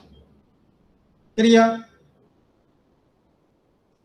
வர்த்தக விலைப்பட்டியலின் தொகையின் 3 மடங்குக்கான உத்தரவாதத்தை நாங்கள் அந்த கப்பல் கம்பெனிக்கு கொடுப்போம். அதாவது நாங்கள் என்ன சொல்றோம், அந்த ஷிப்பிங் கம்பெனிக்கு சொல்றோம், இந்த பொருட்களை அசல் வார்நாமம் இல்லாத பட்சத்தில், ஒரிஜினல் பிஎல் இல்லாத பட்சத்தில் இந்த பொருட்களை இன்னாருக்கு விடுவிக்கும்படி நாங்கள் ஒரு உத்தரவாதத்தை வழங்குகிறோம். அதாவது ஏதாவது அந்த உரிமை கோரலில் ஏதாவது ஒரு பிரச்சனை ஏற்பட்டால் நாங்கள் உங்களுக்கு இந்த வர்த்தக விலைப்பட்டியலின் தொகையின் 3 மடங்குக்கான உத்தரவாதத்தை கொடுக்கும். சரியா? இந்த ஷிப்பிங் கேரண்டி என்பது ஒரு மிகவும் இடர்பாடு கூடிய ஒரு அம்சம். அதில் மிக முக்கியமாக கலெக்ஷன், DPDA ஆவண சேகரிப்பில் கையாளும் பொழுது நீங்கள் ஷிப்பிங் கேரண்டி இஷ்யூ பண்ண மிக கவனமாக இருக்கும். எல்சியில பிரச்சனை இல்லை. எல்சியில உங்களுக்கு தெரியும் நீங்கள் யாருக்கு எல்சி இஷ்யூ பண்றீங்க. யாரின் கோரிக்கைக்கு அமைவாக யாரின் பெயரில் எல்சி இஷ்யூ பண்றீங்க, என்ன அமௌண்ட்டுக்கு எல்சி இஷ்யூ பண்றீங்க, என்ன பொருள் எல்சியூல கால் பண்றீங்க, எல்லாமே உங்களுக்கு டீடைல்ஸ் இருக்கு. இப்ப இந்த ஷிப்பிங் கேரண்டியை இஷ்யூ பண்ண முந்தி நாங்கள் பொதுவாக ஒரு இன்வாய்ஸ் காப்பியும் பிஎல் காப்பியும் கேட்போம். உங்களுக்கு தெரியும், எக்ஸ்போர்ட்டர் அவருக்கு முன்கூட்டியே இமெயிலையோ ஃபேக்ஸ்லயோ இன்வாய்ஸ் காப்பியையும் பிஎல் காப்பியும் அனுப்புவாங்க. அப்ப அந்த இன்வாய்ஸ் காப்பியையும் பிஎல் காப்பியையும் பார்த்தா எங்களுக்கு தெரியும், ரைட், நாங்கள் இஷ்யூ பண்ண எல்சி கீழே தான் இந்த குட்ஸ் வருது. எங்களோட எல்சி நம்பர் இருக்கும், $100,000 ரைட், அங்கேயும் $100,000 தான் இன்வாய்ஸ் இருக்கு. அனியன்ஸ் ரைட், அங்கேயும் அனியன்ஸ். அப்ப எல்சியில இஷ்யூ பண்ற நேரம் ஷிப்பிங் கேரண்டி ரிஸ்க் குறைவு, அது விளங்கணும் படிவா. ஒரு எல்சியில ஷிப்பிங் கேரண்டி கேட்டால் பயம் இல்லாம நீங்கள் இஷ்யூ பண்ணலாம். காரணம், நீங்கள் எல்சி இஷ்யூ பண்ற நேரமே உங்களுக்கு தெரியும் யார் வாடிக்கையாளர். பொதுவாக நீங்கள் எல்சி லிமிட்ஸ் மார்க் பண்ணவங்களுக்கு தான் எல்சி இஷ்யூ பண்ணுவீங்க. உங்களுடைய வாடிக்கையாளர் பத்தி தெரியும், எந்த நாட்டுக்கு எல்சி போயிருக்குன்னு தெரியும், என்ன அமௌண்ட்டுக்கு எல்சி போயிருக்குன்னு தெரியும், எல்சியில என்ன சாமான் வரப்போன்னு தெரியும். அதுக்கேற்ற மாதிரி நீங்கள் ஷிப்பிங் கேரண்டியை இஷ்யூ பண்ணுவீங்க. ஆனா இது இந்த வெங்காயம் ஒரு டிபி டாக்குமெண்ட்ல வந்தால் அல்லது ஒரு டிஏ டாக்குமெண்ட்ல வந்தால் மிகவும் கவனமாக இருக்கும். கலெக்ஷன்ல நீங்க ஷிப்பிங் கேரண்டி இஷ்யூ பண்ற நேரம் மிக மிக அவதானமாக இருக்கணும். காரணம், அங்க உங்களுக்கு தெரியாது டாக்குமெண்ட் வார வரைக்கும் என்ன அமௌண்ட்டுக்கு டாக்குமெண்ட் வரும், டிபில வருமா, டிஏல வருமா, என்ன சாமான் வரும், ஒன்றுமே உங்களுக்கு தெரியாது. ஏன், ஏற்கனவே உங்களுக்கு ஒரு காப்பி தான் தருவார் கஸ்டமர். இதுதான் டிபில வர இன்வாய்ஸுக்கான காப்பி, இதுதான் டிஏல வர இன்வாய்ஸுக்கான காப்பி. அது உங்களுக்கு தெரியாது எவ்வளவு தூரம் அது ஜெனுவின். உதாரணத்துக்கு நீங்கள் டிஏ டாக்குமெண்ட்ல இஷ்யூ பண்றீங்க ஷிப்பிங் கேரண்டி, பிறகு அது டிபியாக வந்தால் நீங்கள் அதை உடனே பே பண்ணும். அந்த மாதிரி பலவிதமான பிரச்சனைகள் இந்த ஷிப்பிங் கேரண்டியில கலெக்ஷன் டாக்குமெண்டோட இருக்கு. ஆனா எல்சியை பொறுத்தவரையில உங்களுக்கு அந்த இடர் குறைவு. காரணம், உங்களுக்கு தெரியும் யாருக்கு எல்சி இஷ்யூ பண்ணீங்கள், என்ன அமௌண்ட்டுக்கு இஷ்யூ பண்ணீங்கள், என்ன பொருளுக்காக எல்சி இஷ்யூ பண்ணீங்க. அப்ப எல்சியில வந்து உங்களுக்கு ஷிப்பிங் கேரண்டி கேட்டால் நீங்கள் தயங்காமல் அந்த ஷிப்பிங் கேரண்டி கப்பல் ஏற்றவாத உத்தரவாதத்தை நீங்கள் விநியோகிக்கும். பொதுவாக நாங்கள் கப்பல் ஏற்ற உத்தரவாதம் ஷிப்பிங் கேரண்டி இஷ்யூ பண்றது அப்படின்னால், ரைட், ஷிப்பிங் கேரண்டி இஷ்யூ பண்ண முந்தைய அவர்கிட்ட இருந்து இன்வாய்ஸ் காப்பி கேட்போம், பிஎல் காப்பி கேட்போம். அதை நாங்கள் எல்சியோட செக் பண்ணுவோம், பொருந்துதான்னு பார்ப்போம். ஓகே, பிறகு நாங்கள் பார்ப்போம் அது சைட் எல்சியா அல்லது யூசன்ஸ் எல்சி. சைட் எல்சி உங்களுக்கு தெரியணும், டாக்குமெண்ட்ஸ் வந்த உடனே பே பண்ணும். அதுக்கு நீங்கள் சைட் எல்சில 100% மார்ஜின் எடுக்கும். யூசன்ஸ் பிரச்சனை இல்லை, ஃபியூச்சர் டேட்ல பே பண்ணணும். அப்ப அங்க மார்ஜின் இல்ல, அங்க ஒரு பில் ஆஃப் எக்ஸ்சேஞ்ச சைன் பண்ணணும். அது கூட பிராக்டிகல் இஷ்யூஸ். இங்க நாங்க 100% மார்ஜின் எடுத்தாலும், பொதுவாக நாங்கள் 100 to 110, இது பேங்க் டு பேங்க் வித்தியாசப்படும். சில நீங்க 100%, சில பேங்க் 110%. சரியா, மார்ஜின் எடுத்து போட்டு நீங்கள் இஷ்யூ பண்ணுங்க. அப்ப நீங்கள் கஸ்டமர் இருந்து 110% மார்ஜின் எடுத்தாலும் நீங்கள் 300% லைபிலிட்டி அந்த ஷிப்பிங் கேரண்டிக்கு கொடுப்பீங்க. அதான் உங்களுடைய ஷிப்பிங் கேரண்டி உங்களுடைய off balance sheet item. Right, சரியா? உங்களுக்கு 300% நீங்கள் இஷ்யூ பண்ணாப்புல நீங்கள் 300% உங்களுக்கு கோரல் வராது. ஏதாவது ஒரு சந்தர்ப்பத்தில் உங்களுக்கு அந்த ஷிப்பிங் கம்பெனில இருந்து ஒரு கிளைம் வந்தால் நீங்க அந்த எல்சி அமௌண்ட மாறி 3 மடங்கு அதற்கு செலுத்துவதற்கு ஒரு உத்தரவாதத்தை கொடுக்கும். இந்த உத்தரவாதம் அது அவங்களுக்கு இண்டெமினிட்டி ஒன்று கொடுக்க நேரம் இப்ப ஷிப்பிங் பண்ணி பயப்பட மாட்டாங்க. ரைட், ஒரு பேங்க்ல இருந்து கொடுக்குற இண்டெமினிட்டி. அப்ப எங்கட இண்டெமினிட்டிக்கு எகென்ஸ்ட் ஆக அவங்க அந்த சாமான விடு. ரைட், பொதுவா நாங்கள் பேங்க்ல இந்த இண்டெமினிட்டிக்கு பேங்க் கஸ்டமரோட எங்கட ஷிப்பிங் கேரண்டி அப்ளிகேஷன்ல இருக்க இண்டெமினிட்டியை நாங்கள் எடுப்போம். அப்ப எங்கட ஷிப்பிங் கேரண்டி அப்ளிகேஷன்ல எங்கட கஸ்டமர் முதல் எங்களை இண்டெமினிஃபை பண்ணுவார். சரியா, கஸ்டமர்கிட்ட இருந்து நாங்கள் முதல் இண்டெமினிட்டி எடுப்போம். அந்த இண்டெமினிட்டி எடுத்து போட்டு நாங்கள் அவருடன் சேர்ந்து ஷிப்பிங் கம்பெனிக்கு ஒரு இண்டெமினிட்டி கொடுப்போம். அப்ப எங்கட இண்டெமினிட்டியை கொடுத்ததோட 300% லைபிலிட்டி இருக்கிறதால இந்த ஷிப்பிங் கம்பெனி இந்த பொருட்களை விடுவிப்பார். இந்த பொருட்களை விடுவிச்சு போட்டு போன பிறகு ஒரிஜினல் டாக்குமெண்ட்ஸ் பிறகு வரும் எங்களுக்கு. அந்த ஒரிஜினல் டாக்குமெண்ட்ஸ் வந்த உடனே, ரைட், நாங்கள் அந்த எல்சிக்குள்ள ஷிப்பிங் கேரண்டி இஷ்யூ பண்ணியிருந்தா அதுக்கு நாங்கள் அந்த எல்சியில நோட் ஒன்று போடணும், shipping guarantee issue under this LC. அப்ப டாக்குமெண்ட்ஸ் வந்தோடனே டாக்குமெண்ட்ஸ் செக் பண்றவர் பாப்பார், ரைட், இது ஏற்கனவே இந்த பொருட்கள் விடுவிக்கப்பட்டது, ரைட், ஷிப்பிங் கேரண்டி இஷ்யூ. அப்ப அங்க எல்சியை நீங்க செக் பண்ண தேவையில்லை. அங்க ஷிப்பிங் கேரண்டி ஒன்று எல்சியில எடுக்க நேரம் அவர் எந்த டிஸ்கிரிபன்சி இருந்தாலும் தான் அந்த டிஸ்கிரிபன்சி ஏற்றுக்கொள்வார் என்று தான் அந்த இண்டெமினிட்டியை கொடுத்திருக்கு. அப்ப ஷிப்பிங் கேரண்டிக்கு டாக்குமெண்ட்ஸ் வந்து நீங்க அதை செக் பண்ண மாட்டீங்க. உடனடியாக ஒரு பில் ஆஃப் ட்ரேடிங் ஒரிஜினல் பிஎல்ல விடுவித்து அந்த ஷிப்பிங் கேரண்டியை கேன்சல் பண்ணும். நாங்க கஸ்டமருக்கு சொல்லுவோம், அந்த ஒரிஜினல் பிஎல்ல பின்னுக்கு என்டோஸ் பண்ணி சொல்லுவோம் ஃபார் கேன்சலேஷன் பர்பஸ். அப்ப அந்த பிஎல்ல கொண்டு போய் அவர் அந்த ஷிப்பிங் கம்பெனி அல்லது கப்பலுக்கு சொந்தக்காரருக்கு சரண்டர் பண்ணி அந்த எங்க நாங்கள் இஷ்யூ பண்ண ஷிப்பிங் கேரண்டியை கொண்டு திருப்பி பேங்க்குக்கு சப்மிட் பண்ணோம். அதுக்கு பிறகு நாங்கள் எங்களோட லைபிலிட்டியில இருந்து அந்த ஷிப்பிங் கேரண்டியை கேன்சல் பண்ணோம். சரியா? ஏன் 300% அது எங்கட ஒரு இண்டஸ்ட்ரி பிராக்டிஸ். அந்த நாள்ல இருந்து இந்த நாள் வரைக்கும் பொதுவாக வங்கிகள் விலைப்பட்டிகளின் 3 மடங்கு தொகையை காண ஒரு உத்தரவாதத்தை இந்த கப்பல் கம்பெனி அல்லது முகவருக்கு கப்பலேற்ற உத்தரவாதத்தின் மூலம் வழங்குகிறது. சரியா? உங்களுக்கு 5 மார்க்ஸுக்கு கப்பலேற்ற உத்தரவாதத்தை பத்தி சிறு குறிப்பு எழுத சொல்லித்தான் உங்களுடைய பாஸ் பேப்பர்ஸ்ல வந்திருக்கு. சரியா? அதோட எல்சிக்கு நீங்க ஷிப்பிங் இஷ்யூ பண்ணலாம் அல்லது கலெக்ஷனுக்கு இஷ்யூ பண்ணலாம். ஆனா கலெக்ஷனுக்கு இஷ்யூ பண்ணிடும் மிக மிக அவதானமாக கவனமாக இருக்கும். எல்சியில உங்களுக்கு பிரச்சனை இல்லை. ரைட்? அந்த ஷிப்பிங் அடிக்கிற நான் பிறகு உங்களுக்கு ஒரு நோட் ஒன்று அனுப்பி விடுறேன். அதுதான் ஷிப்பிங் கேரண்டி. நான் வைவலி கோசல் ஷிப்பிங் கேரண்டி விளங்கிச்சா? கப்பலேற்ற உத்தரவாதம். ரைட்? கோசல் ஓகே ரைட்? அதான் ஷிப்பிங் கேரண்டி. அது உண்மையில உங்களுக்கு அந்த ஒரிஜினல் பிஎல் இல்லாத சந்தர்ப்பத்தில் நீங்கள் இஷ்யூ பண்ற தேவை உங்களுக்கு இந்த ஷிப்பிங் கேரண்டி. இந்த ஒரிஜினல் பிஎல் இருந்தால்தான் ஒரு கப்பல்ல சொந்தக்காரர் அந்த உரிமையாளருக்கு பொருட்களை விடுவிப்பார். சரியா?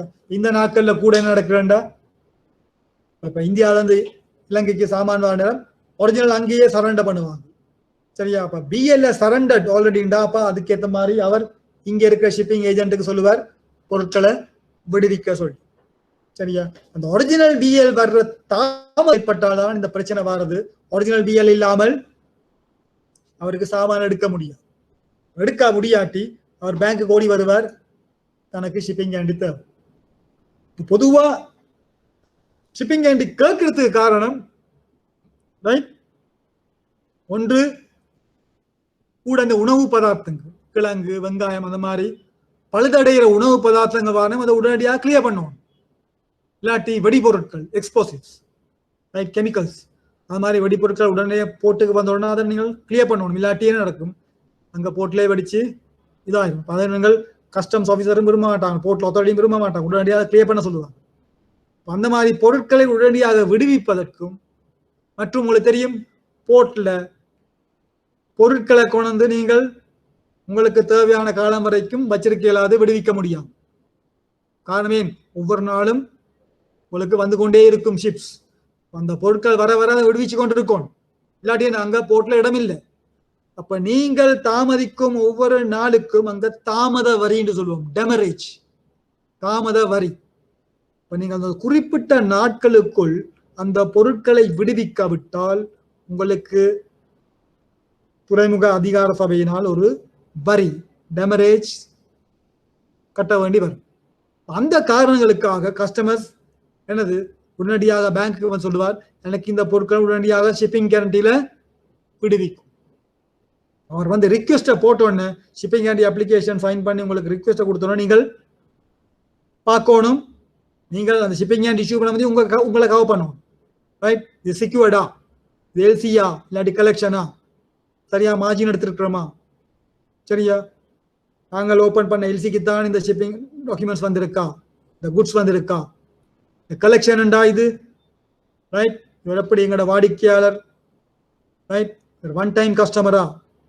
சில பேர் இருக்கிறாங்க டிபியில டிஏல முதல் ஷிப்பிங் ஹேண்டில் வந்து கேட்பாங்க, பிறகு பே பண்ணி போட்டு போயிடுவாங்க, பிறகு பேங்க்ஸ் அட் அ ரிஸ்க், அதால் வர பின் விளைவுகள் கணக்கு. இப்போ நீங்கள் கலெக்ஷன் டாக்குமெண்ட்ல இஷ்யூ பண்ண மிக கவனமாக இருக்கும். ரைட், சில நேரம் பொதுவாக இப்போ கலெக்ஷன் டாக்குமெண்ட்ஸ் எல்லாம் பார்த்தீங்கன்னா டிபிடிஎல் இஷ்யூ பண்ணால் ஒரு மாதத்துக்குள்ள நாங்கள் எப்படியாவது அந்த டாக்குமெண்ட்ஸை ஃபாலோ பண்ணி எடுக்கும். சரியா, இஷ்யூ பண்ண பிறகு என்னது அவர் போய் சாமான கிளியர் பண்ணி போட்டு போயிடுவேன். அப்போ டாக்குமெண்ட்ஸ் வராட்டி என்ன நடக்கும், அந்த ஷிப்பிங் கேரண்டி பேங்க்ல அவுட்ஸ்டாண்டிங். அப்போ எங்கட லைபிலிட்டி 300% காட்டிக்கொண்டிருக்கும் லைபிலிட்டி. சரியா, அந்த லைபிலிட்டி உடனடியாக நீக்கிறதுக்கு நாங்கள் கஸ்டமரை புஷ் பண்ணி அந்த ஷிப்பிங் கேரண்டிக்குரிய ஒரிஜினல் டாக்குமெண்ட்ஸை எடுக்கணும். சேம் ஒரிஜினல் டாக்குமெண்ட்ஸ் மிஸ்பிளேஸ் ஆகலாம். அந்த சந்தர்ப்பத்தில் நீங்கள் அந்த ஷிப்பிங் கேரண்டியை கேன்சல் பண்ணுறது லேசி இல்லை, கஷ்டம்.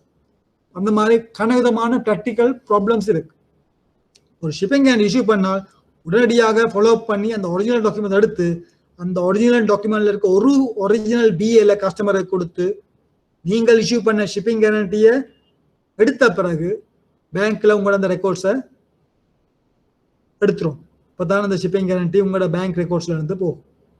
அதை நாங்கள் என்கரேஜ் பண்றதுக்கு பொதுவாக பேங்க்ஸுக்கு நாங்கள் கஸ்டமருக்கு சார்ஜ் பண்ணுவோம். இந்த நாளில் கேன்சல் பண்ணாட்டி அவருக்கு நாங்கள் பேங்க்ல சார்ஜ் ஒன்று பண்ணுவோம். அப்போ உடனடியாக கஸ்டமர் அதை எப்படியாவது கேன்சல் பண்ண பார்ப்போம்.